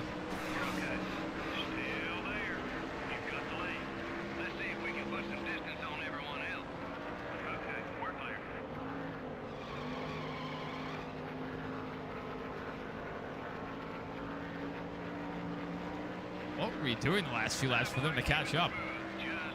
I wasn't even paying attention. All of a sudden, here comes Dale Jarrett on our outside. Good for him, I guess. What can Brown do for you?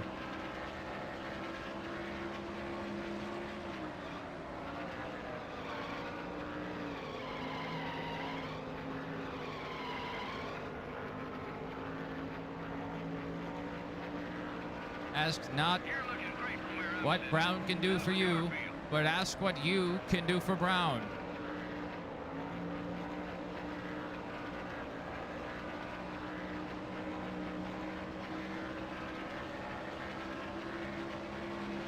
Jarrett's back there.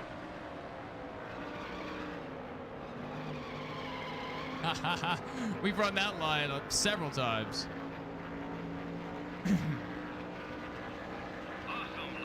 Should probably just roll that corner once I get down to a reasonable speed, but the car just takes off up the track if you don't slow down enough.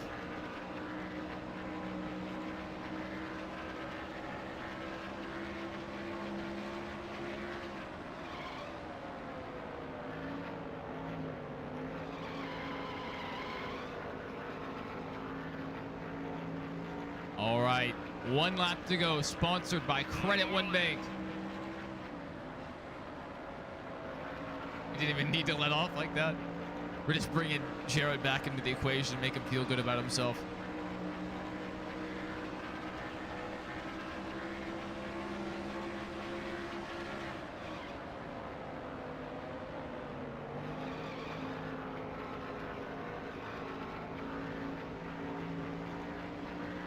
Run off the corner.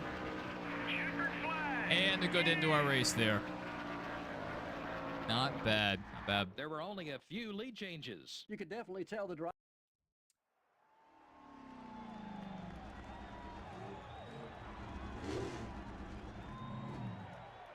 Let's take a look at the PlayStation.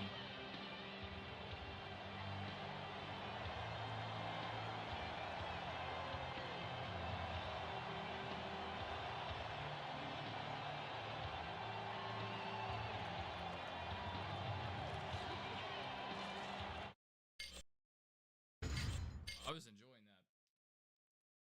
I had to roll. I thought I had this controller in my hand. I still had the Xbox controller in my hand. But now we're ready. Dual wield. This is a true controller player. 2 at one time.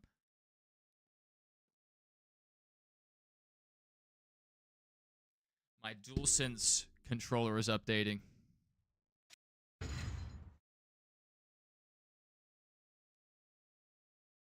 Jared still up there in the points battle? I need to see who's around us.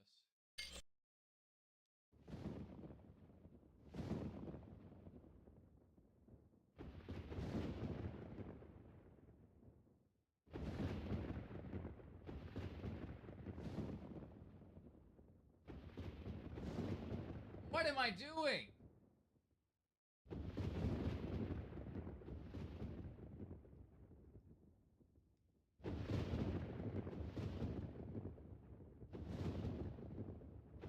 I don't see it yet. I don't see it yet. It must be region locked. So maybe people in the East Coast can get it. The only NASCAR game on the PlayStation Store for me.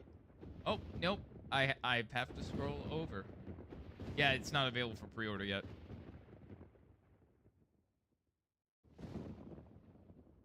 That's disappointing. Do you know what time zone the people that were apparently pre-ordering did it through? Because I just tried, and it is not available to pre-order yet. On my end. No, definitely a crazy top 10. And our chase, if it existed, is about to begin after Richmond. Not that we have one. I'll check again. But I don't know. I may just have to wait till tomorrow. Not like it matters if I order it today or not. Dale Jarrett is second in the points. 7 back. Available on the Xbox website. Boo. Boo.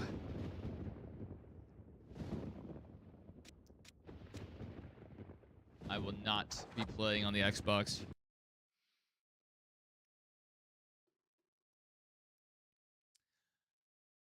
Out of like my whole friend group, everyone has a PlayStation 5. Except for one guy. He was the last one to get his console too. He knew we were all on PlayStation. And for whatever reason, he just wanted to be different. Went with Xbox. And not that it matters for a lot of games now with crossplay, but for the games that do matter, we can't play with each other. He can't be in our PlayStation party chats. It's just, it's annoying. He should have just gotten a PlayStation.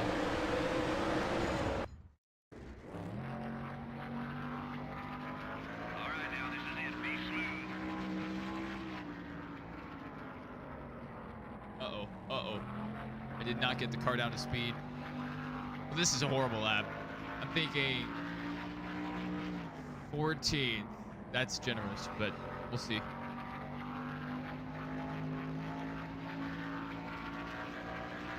What?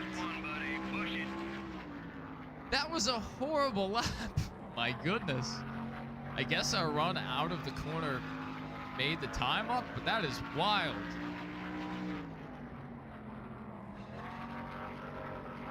Oh dear. No, that damaged the car. That's stupid.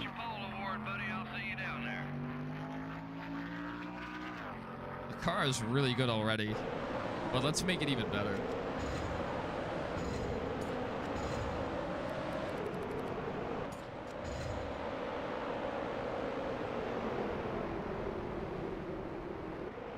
Half, 70, 60, and 80. May make the car worse. I already liked the car pretty much. It was a little tight. Gear ratio 360, 190, 150, and 105.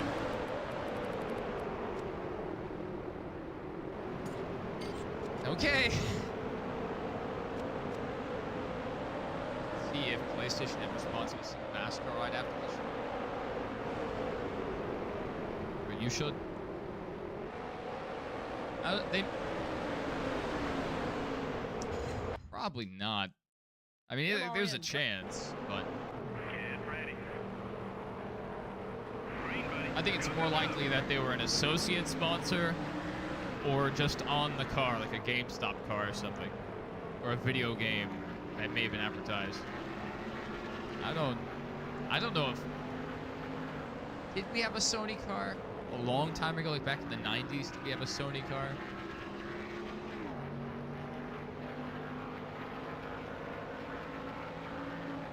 Oh yeah, I definitely have to use brake here.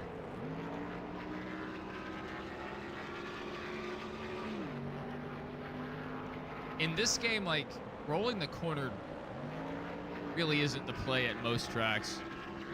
Because if you don't get down to speed, the game punishes you by throwing you up the track into the outside wall. It's very aggressive about it, too.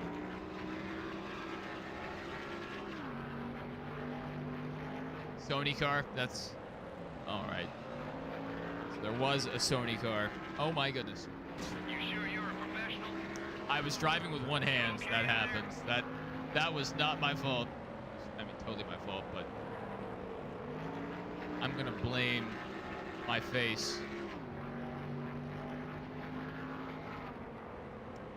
We're talking about a metaphorical brake.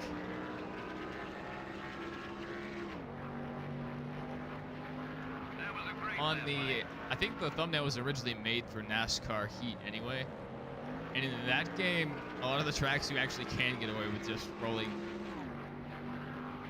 off the throttle, the corner.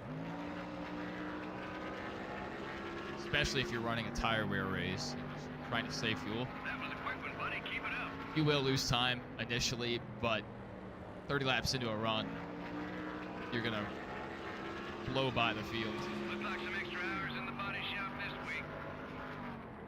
Wasn't even that bad of a hit, man. Speaking of Hitman, I had a great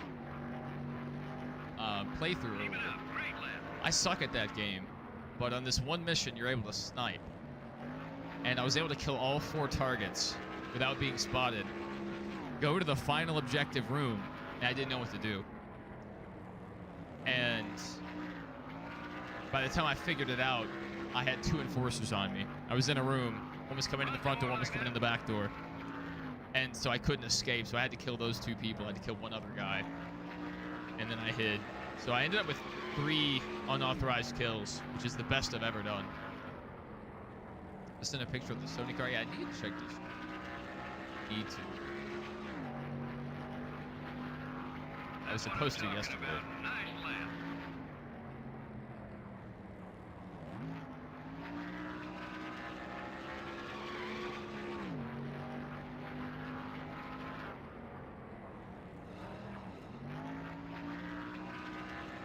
I think Ross Chastain credited, I think he mentioned NASCAR 05 being the track that inspired his wall ride.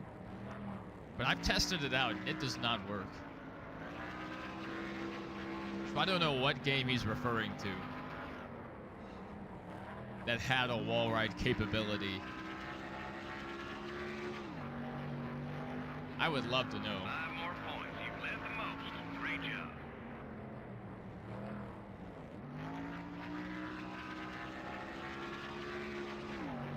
We can possibly lap some cars if we pick it up.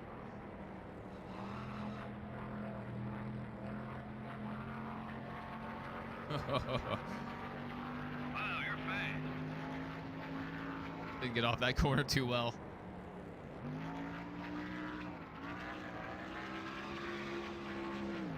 Yes.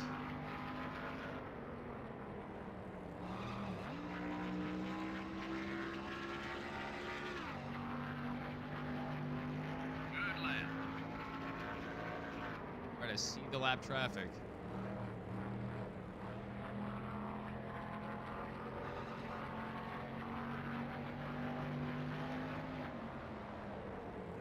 Now I can hear them.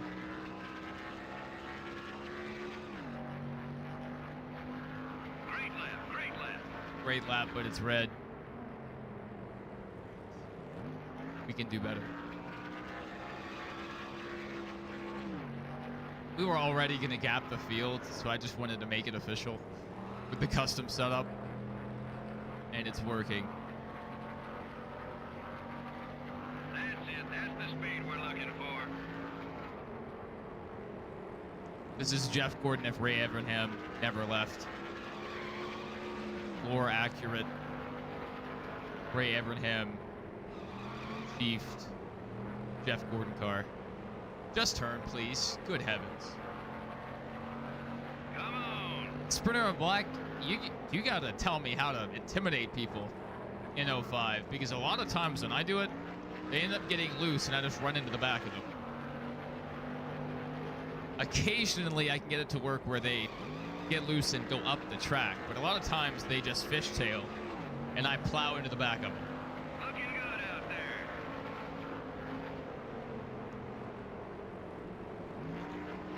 Maybe I'm just being too aggressive.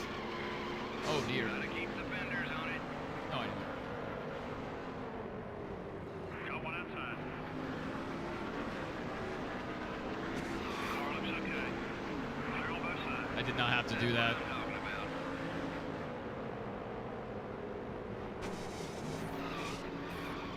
Bump and run. Great car. It's outside. They were saved by the 22 there. 63 is looking right. Clear all around.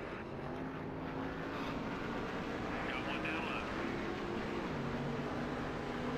2 more times around. All clear, buddy.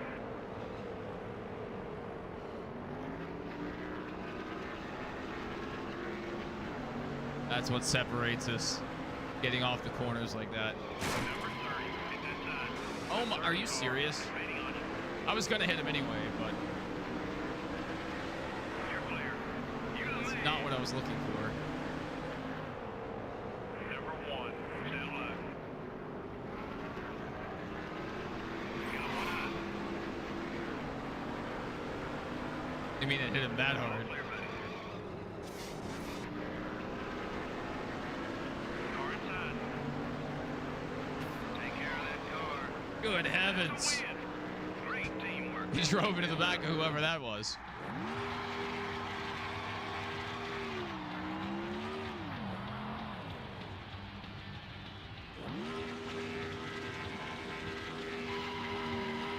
A rare caution-free race. Well, that's good news for all these race. That car could do anything. That was a good setup. Richmond's just a good track anyway, at least it was. It used to be my favorite track. I used to love Richmond.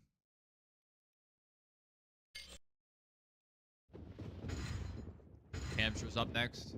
We've already been here once today, right?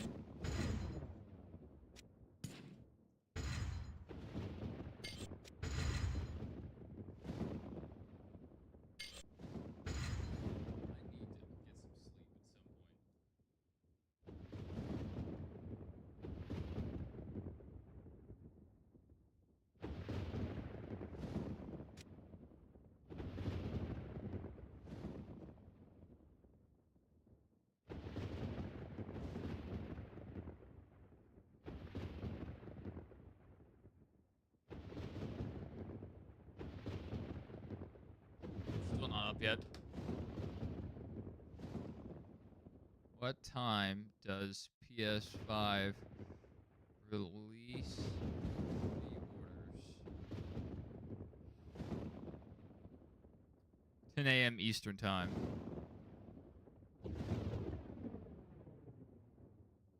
Oh, okay. I think this is just for the console.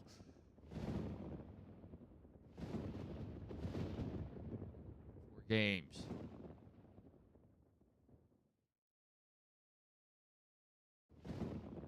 Okay, I can't get a straight answer. I wish... Google's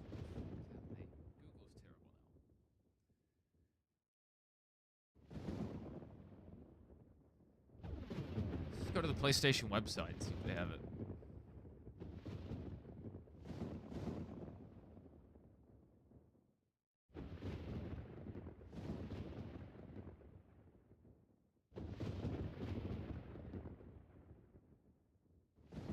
NASCAR 25 does have a Steam listing. Okay.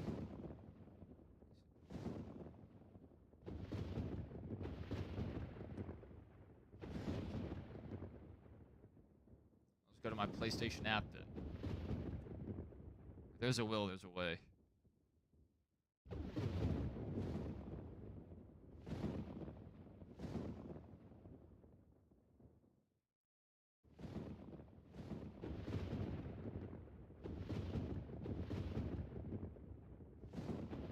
They gotta scroll a bit to find NASCAR 25. It's below NASCAR Arcade Rush, F1 25, Truck Simulator 25, Water Park Simulator 25, Truck Simulator 25 VR, and then NASCAR 25. This is available on 10/13. Yeah, still no pre-order, even on the app. Well, that's sad. I think that'll do it for us, ladies and gents. It was a good stream. We made a lot of progress in our season. 837-point lead over Dale Jarrett, so we could just take some weeks off. Average stats, 18 wins, 12 poles, pretty good. Average start, 9.4 average. And that's, so 9.4 average starting finish, or average starting position, with skipping qualifying several times. That is pretty insane. Can anyone else compare? No one else can compare to that. Our average finish, again, with starting in the rear of the field sometimes, 3.2. That's wild. Great season for us. Full award and front runner. We did not get move of the race. Johnny Benson stole it from us. Unfortunate. Let's go ahead and make sure we saved, even if we just did. I'm gonna go ahead and do it again.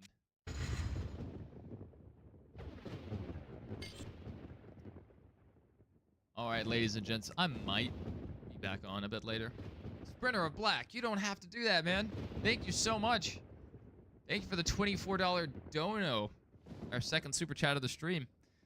And I like the number 24. Good stuff. Good stuff. Thank you so much. I mean, that's huge. That is huge. Big 24 right there. Dude, I really appreciate it. Don't feel like you ever have to do that. I just appreciate you guys being here.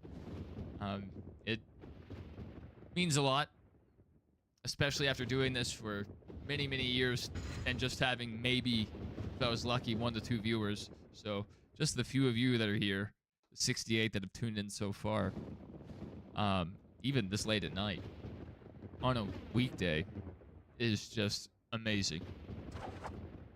Just for that, we will do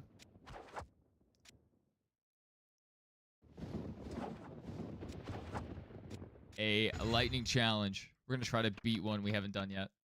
Green flag is out. I haven't done this in the one. 2001 Daytona 5. Did this reset? Did I not save? Jimmy Johnson looking to his outside of the right elbow. All right, we'll do some lightning challenges in honor of your dono, Sprinter of Black. Thank you so much. Back on my old setup, I used to have alerts for donations and subscriptions and this and that. I haven't gone that far with OBS yet. I need to. And I think I may start multi-streaming to Twitch again. I used to do that. I used to stream to Twitch and Kick and this and that and the other.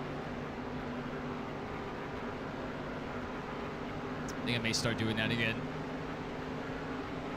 Especially if some people get ads. I know that can be annoying. So they can always go to Twitch, even though they won't be in the same chat.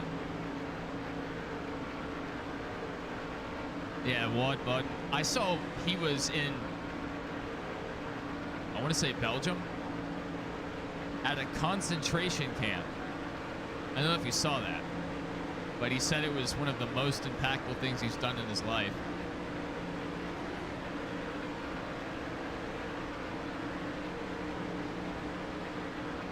He needs a nature show. He badly needs a nature show where he just walks around the woods and picks up random snakes. I miss some of the hunting and fishing shows from the 90s, and you would see NASCAR drivers on there a lot. That was really fun.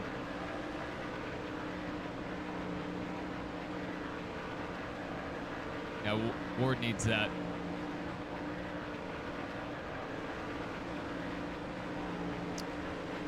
Oftentimes, I think of the alternate reality.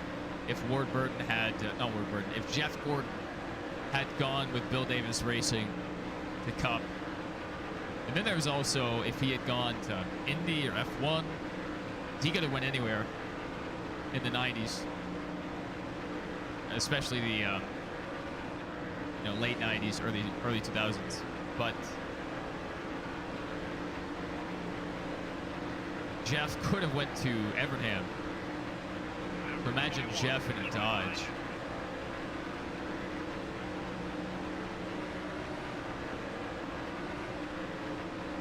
I wonder if that team would still be around if he had gone with Ray.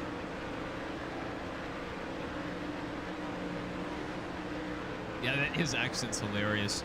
And it's kind of funny. Oh, yeah, that's exactly what we're looking for. Ward and Jeff are very different people. I mean, brothers, but different voices, different personalities, different accent. Wow. Coy Gibbs, how about that? How about that? And Dr. Pepper! I love how Dr. Pepper just fixed my camera. Yo, Dr. Pepper. It fixes. Dr. Pepper can do anything. It can fix lighting. It could. I'm not going to make any medical claims that will get me in trouble, but it can do a lot. Is that just white balance? That's all that is, maybe? That is pretty wild. That is pretty wild. Green flag is out. We're going back I just need to hang a can right here. 3 laps remaining Maybe maybe that'll They're chasing Ward Burton make into the turn stream 1. better. Here comes Ward Burton onto the super stretch for the final time this afternoon. Elliott.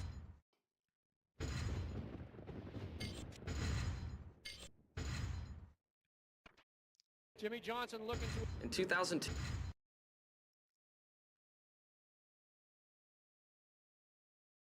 What Sprinter Black, if you're there, what console do you plan on playing NASCAR 25 on? Hopefully PlayStation. Number 97. Or eventually PC. So I'll be on either of those. I'm shocked we hadn't done this before. I thought the only ones we had skipped were the Pocono and Indy ones. And maybe the tire wear one, which is pretty difficult. The fuel saving one is also insane, but I think we already beat that. I mean, I know we did. I don't know if we saved, though.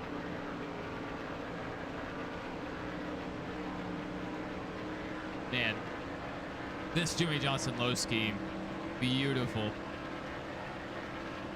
The silver, the metallic shade of blue, with the red line. It's just, what a great car this was. Number 28, Stella. Not today. All clear, buddy. Number 97 is looking left.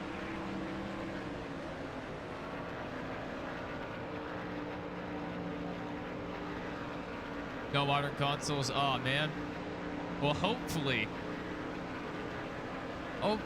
NASCAR 25 is so good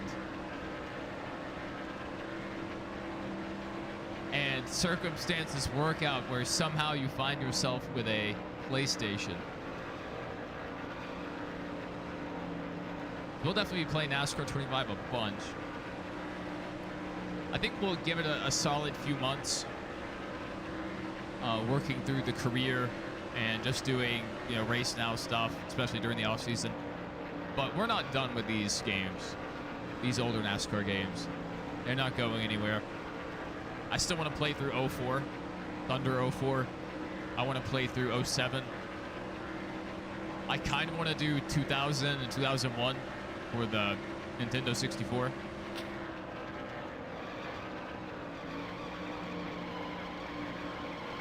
Whoa. Number 88 is looking to pass. Second in the points, second today, baby.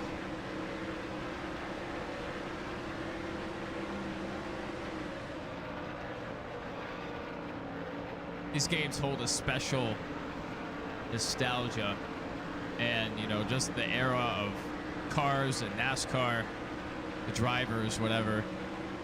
That's the way to win these things. Great job. Something you can't get in the new games without modding.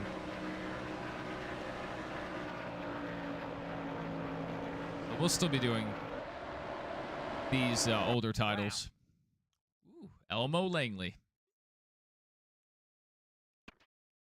And Kevin Harvick's Sonic car. Someone was mentioning this the other day. Was it you? Did you mention the Sonic car? Someone mentioned the Sonic car. They said they ran a whole season in the Sonic car or something.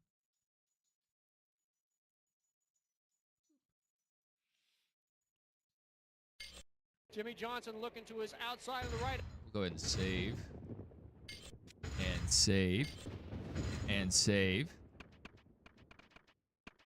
All right. Racing out with the race Wait. leader, feeling the heat now, big time. Robbie Gordon trying to break. 4 laps to go at Martinsville Speedway. Bobby Labonte looking for win number.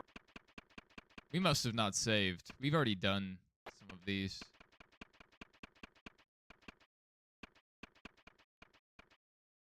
The 2001 Pennzoil Freedom 400 at Homestead, I took the pole and went on to win.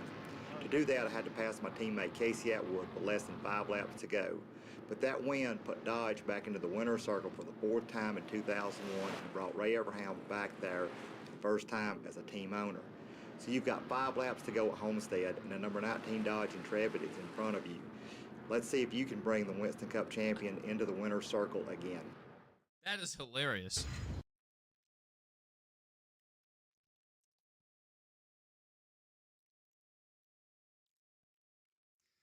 That's right. That's right. Awesome William from Dawson William. I think that's what they say. All right, we have several laps to go, and we're at Flat Miami. Oh my goodness, I remember doing this challenge. I just uncovered a memory from many years ago.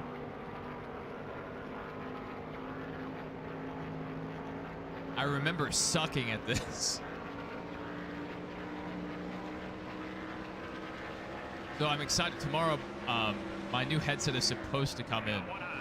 And I'm also getting a HDMI to DisplayPort cable, so I'll be able to use my old TV as a spare monitor. So hopefully that'll improve our stream quality, at least when we're doing like watch-alongs and stuff. I won't have to switch between tabs as often. I'll have an extra monitor at my disposal.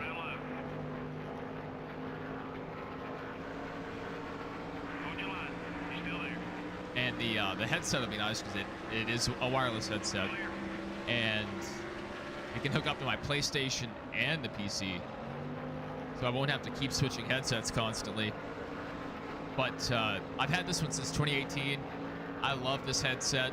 Lightweight, doesn't get hot on my head, but the port where the cable connects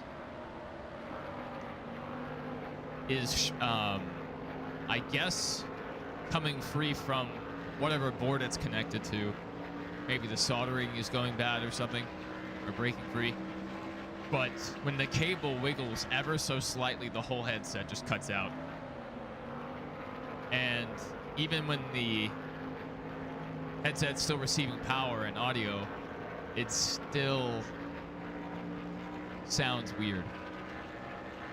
Like muffled, way worse than it should. Sometimes one ear cup will be way louder than the other. So it'll be nice to have a working headset again.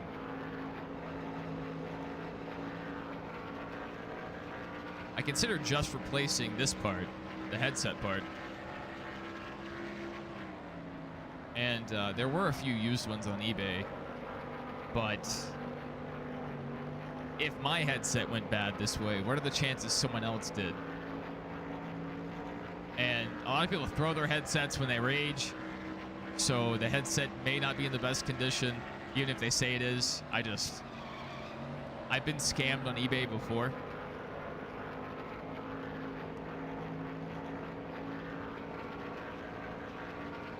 I bought an Xbox One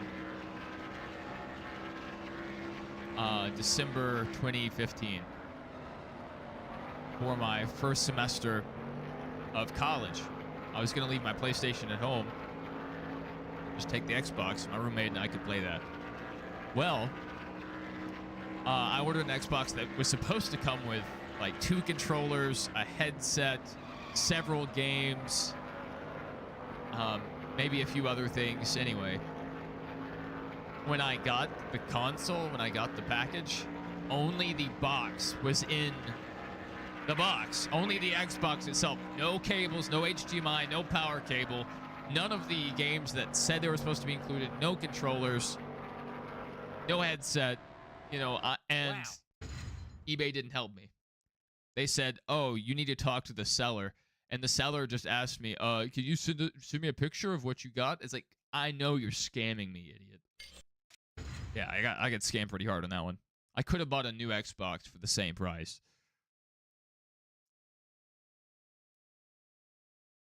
Very frustrating. So, even though I think eBay has seller protection now or whatever, I still don't trust them. Robbie Gordon trying to break. New Hampshire. Back to New Hampshire. It's another flat track. Yeah, that was a huge disappointment because then I couldn't play the Xbox. I even waited. I don't think I got it shipped directly to the school. Maybe I did.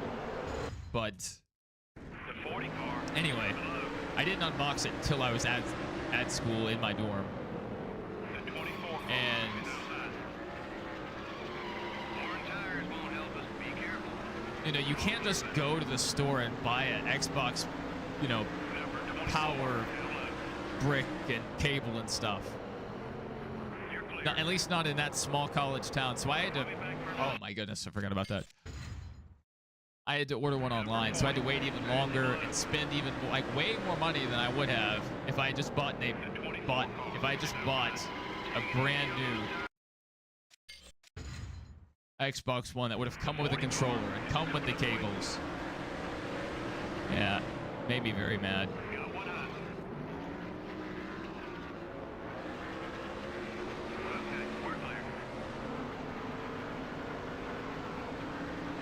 Didn't even have any games on it. It had a few demos installed, and the person didn't even log out of their account, so I'm pretty sure it was probably a stolen Xbox. It's like, who would sell just the box with no cables with their account still logged in? That's right, that Gordon behind us is pretty good, and we are pretty loose. Oh, we just next-genned it. If you know what I'm talking about. That's about the only way they can save a next-gen car. And we just did it in the Gen 4 car. Oh my goodness, we're just so... This explains a lot. This New Hampshire setup is just terrible. As the default, the back end just wants to come around if you really push it. Which I do. I'm sure if I was a better driver, it wouldn't matter.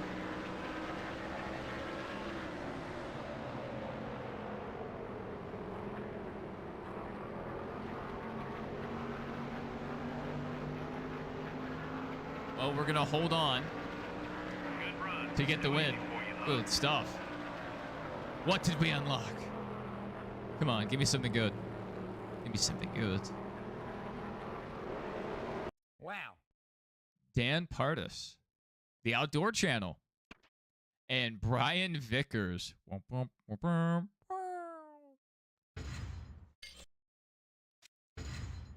Brian Vickers' Army car. How about that?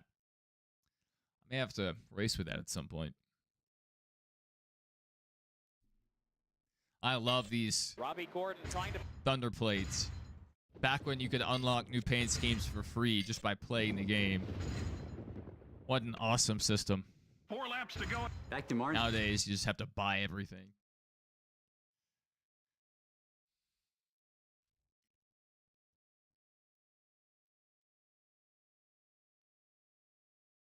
The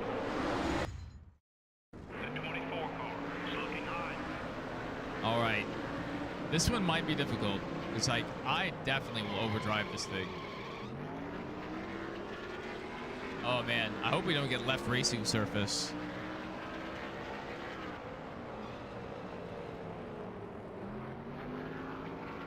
Oh, we're running them down. We are running them down. Is this what it's like being good? Ow! The one who has to fix that mess. Take it easy. That was unfortunate. Dive it in there. Contact. That's right.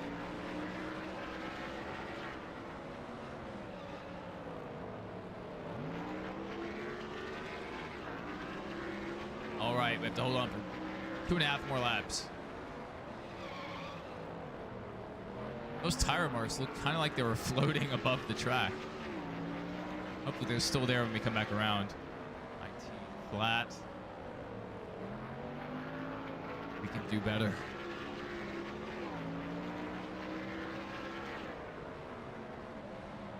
That is some kind of optical illusion. It looks like they're floating above the track. Oh my goodness. Nail the wall. All right, I think we're gonna Ross Chastain it. I don't know if we're gonna get in trouble for this. Actually, Jeff Burton's really close. I don't want to lose this, but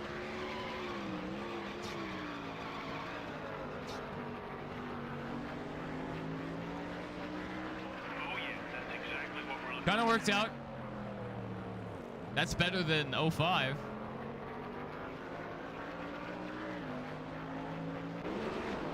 Wow. Doc Brown.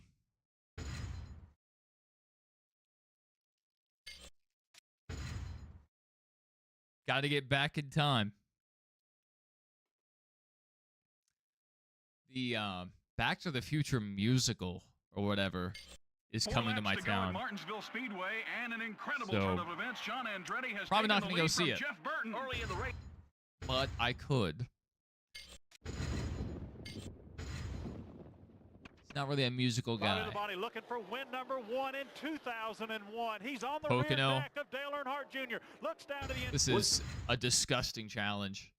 I put this one off on purpose. I do not like Pocono. At least in the default setup. With our custom setup, Pocono is a breeze. It is so easy.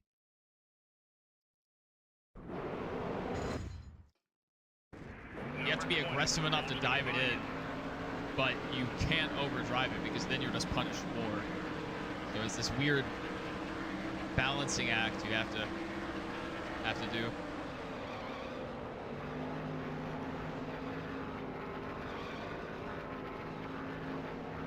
Right. Looks like we got a good turn there. Got some breathing room from Stewart. Perhaps catching up a bit. Yeah, we're definitely catching up.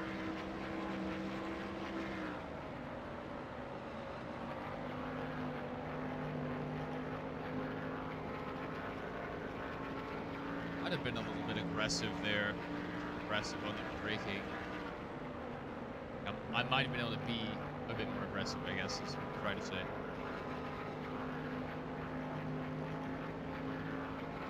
And imagine the DeLorean was an unlockable in this game.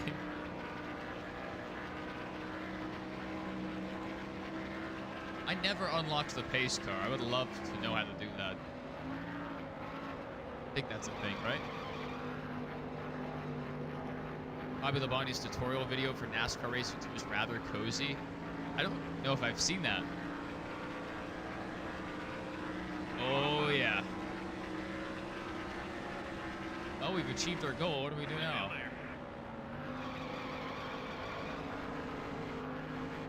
Side by side. Hey, Junior just made it stick in the tunnel turn. On the high side. That is super impressive. If that was us, we'd be in the wall.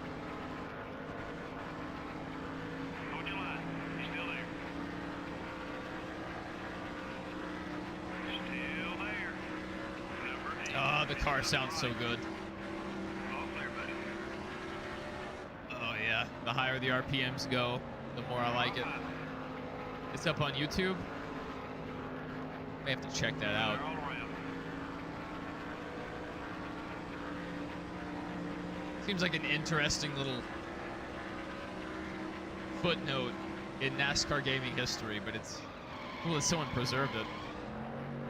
V8 car, now left. Okay, we're clear. See, we overdrove it. We paid the price.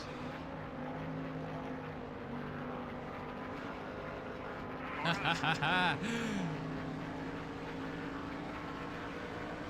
your line. You're still there. Fun racing right now. Clear. We're able to get back by Junior. Uh-oh. Number 8, still left. V8 car, it's looking to pass. All clear, buddy. I'm gonna hit the brake a little bit. I don't want to run off from Junior. I'm having fun racing him.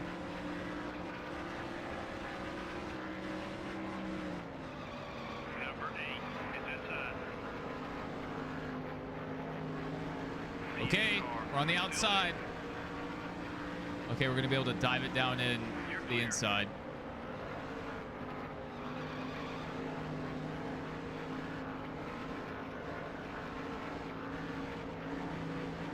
All right, Junebug, if you want the draft, I'm gonna give it to you. 1 lap to go, sponsored by Credit One Bank.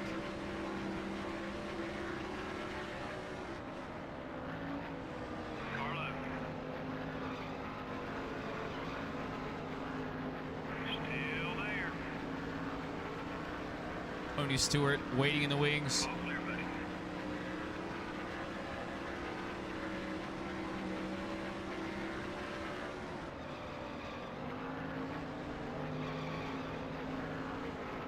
Number 8 is looking high.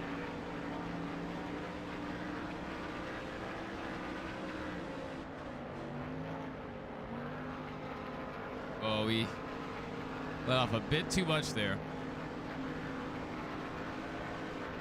Coming to the line. Car outside.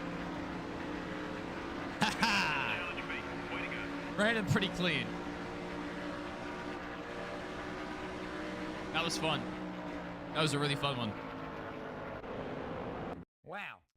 That's one I put off for a while. Ashton Lewis Jr. All right. I think I had that played at some point, just didn't save. Good stuff.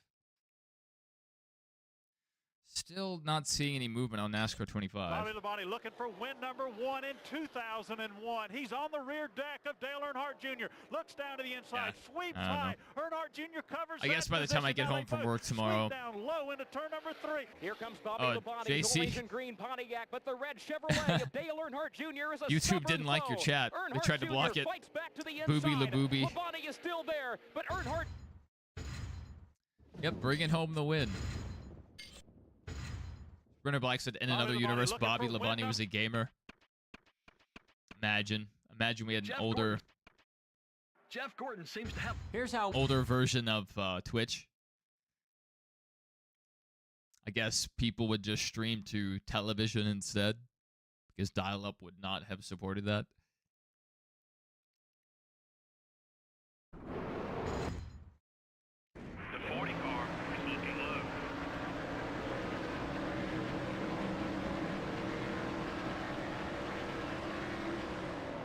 Without the interactive chat element, how many people would watch streamers if it was just on television?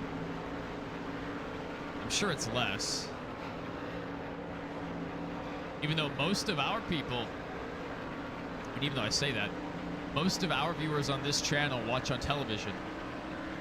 It's almost 85% of the total audience watch on television, which blew me away. That kind of tracks because, you know, on occasion we'll get good viewership numbers, especially last week's NASCAR race watch along.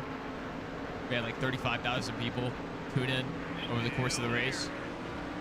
And we had, you know, 200, 300 people in there at times. So even though we had all those people, we probably had, you know, just double-digit amount of people talking throughout the stream. Out of 35,000.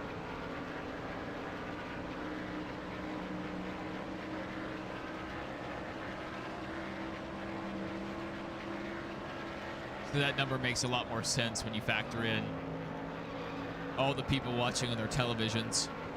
Even though when I watch a stream on my television, I also pull it up on my phone and chat a little bit. Not much, but you know, I'll just throw in a comment here and there. All right, this is going pretty well. This is one I put off too. I didn't know how we would handle it.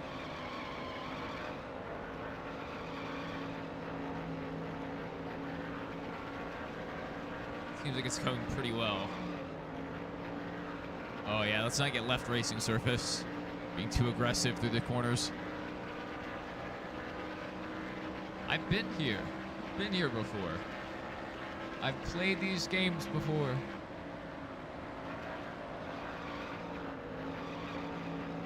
Honestly, I would like to go to the Indy 500.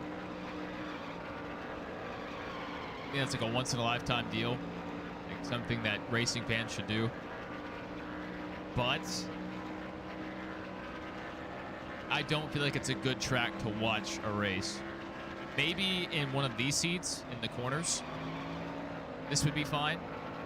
Especially like right here, it would be, you know, in between turns 3 and 4 would be fun. But on the straightaway, you really can't see that much. Right, racing surface, yeah! I'm gonna do it. I'm gonna do it. I'm gonna do it. Yeah! You gonna help us with the body work this week? It didn't really do much. You really can't see much because, I mean, you're just looking straight left, straight right. There's like not an angle to the track, not a curve. So if you're sitting on the straightaway, the front stretch, you really can only see, you know, the cars as they come by. And there's not a lot of television screens, like big, the NASCAR Vision or whatever they call it nowadays. Used to be called Sprint Vision. Those large televisions they put up, or display boards, I guess they are, in the infield. Man, I was thinking about the 2014 Brickyard the other day. JC said YouTube doesn't like boobies. They blocked that too. Jeff Gordon seems to have a special That's view. wild. The things that YouTube filters are the strangest things. And then they allow other stuff through, which is wild. Rudd continues to All right, be we're going back to join Robert Pocono, Yates. apparently. I mean, it's just a cool place to be, cool facilities, and I'm sure, like, it sounds cool, you know, hearing the cars come through the front stretch. It's just echoing. I'm sure, like, I'm sure it's great, but I would much rather be at a traditional oval, sitting high up in the grandstands.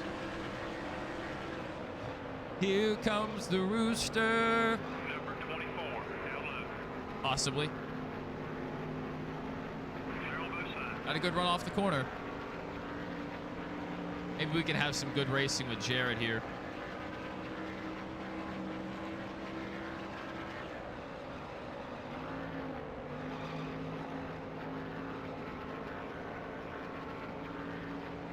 I think we're reeling him in. I think we're reeling him in pretty well.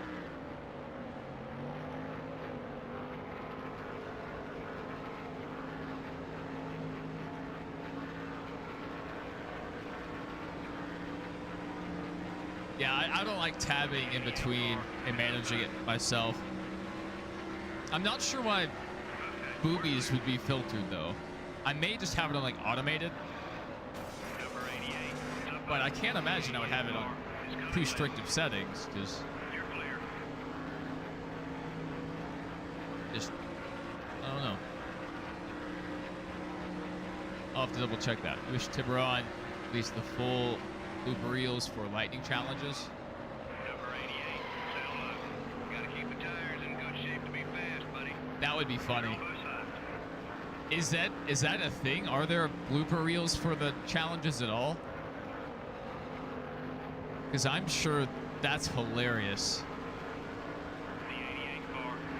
Especially like the ones with Benny Parsons and stuff. Some of the older drivers.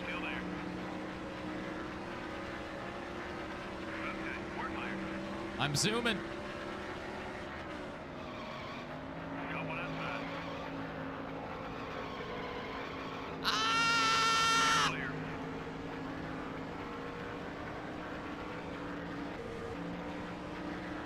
Well, we still have green tires. Since we're not on a shortened race, I guess they'll last a bit longer, right?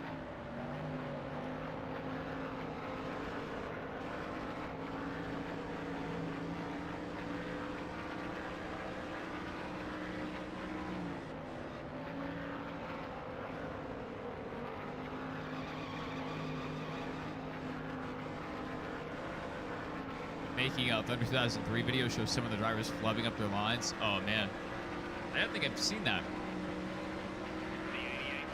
A lot of cool stuff I need to look up.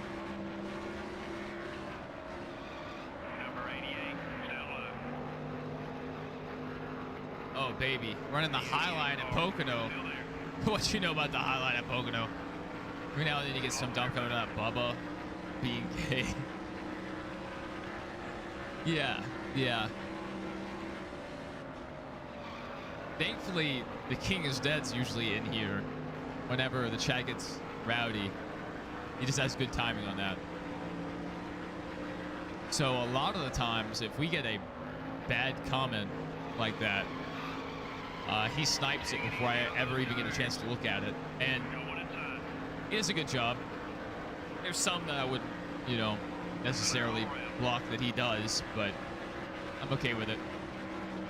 I keep in the chat civil.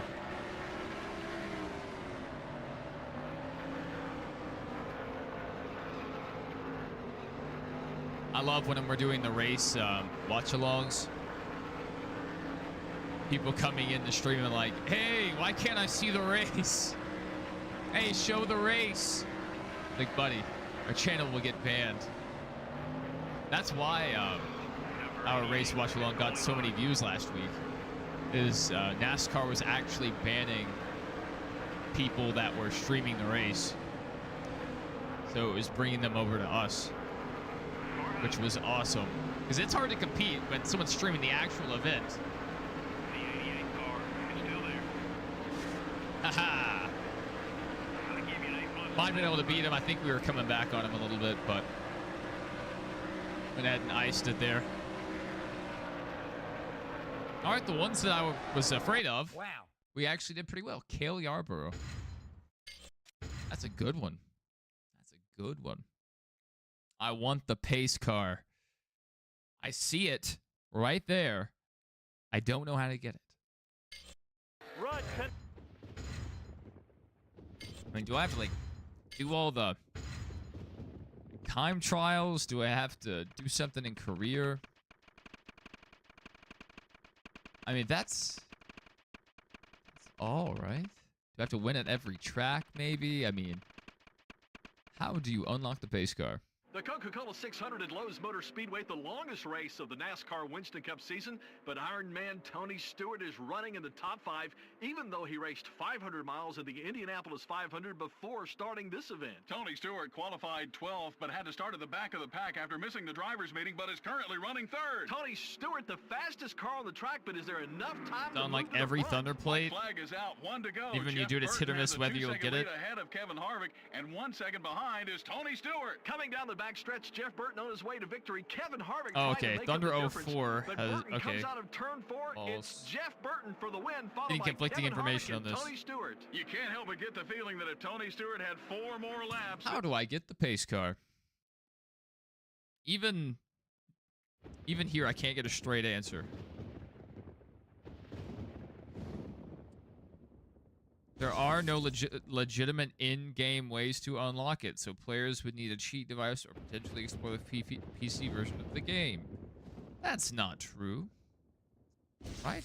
Okay, so it says AI overview. You cannot unlock the pace car directly in the console versions of NASCAR 2003 due to a bug that prevents its Thunder plate from being earned by winning championships. Wow. So it is by championships. Yeah, we're never gonna get the pace car unless we use someone else's save that has everything unlocked. That is sad.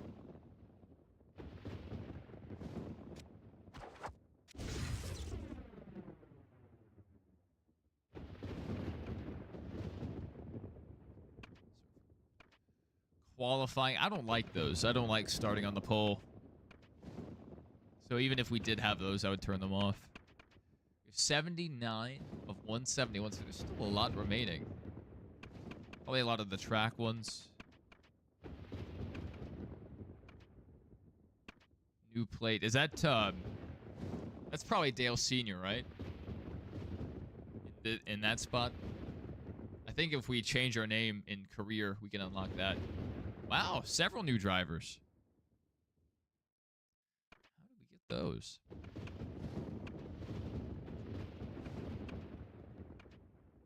Paint schemes.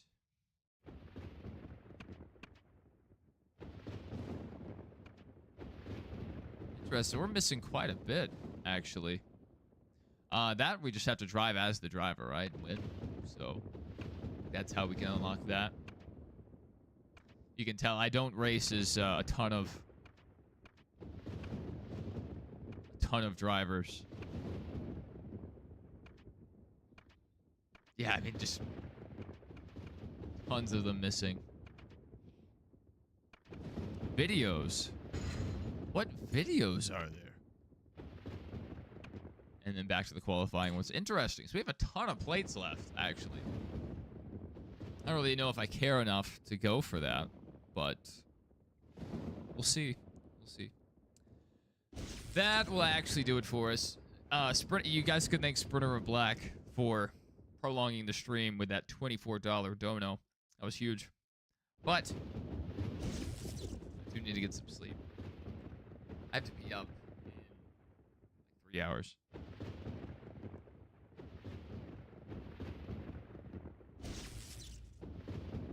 Yep, not available for PS5 yet. Well, tomorrow, when I get home from work, I will NASCAR 25. And then I will be ready. I can stare at it longingly on my screen until it unlocks October 11th.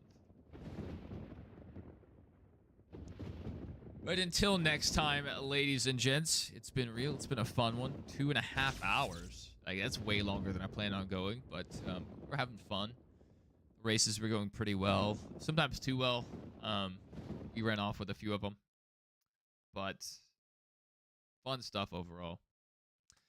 Glad to see you guys. Glad you were here. JC, Sprinter of Black, who's that at the start, was here. Thank you guys for the super chats. That means a ton. Spaceman was here. Jerry was here as well. And a bunch of lurkers. But until next time, hope you guys have a good one. Hope you guys have a good, I guess, day. There's like 20 hours left in the day. A lot could happen. We might do our 100% New Hampshire race today, later. Might wait till Friday. We'll see. Yeah, we probably need to do it tomorrow. But anyway, look for that. I think we're going to try to do one probably on NASCAR Heat 5. But we might do a different game. So, that'll do it. Hope you guys have a good one. Hope to see you all in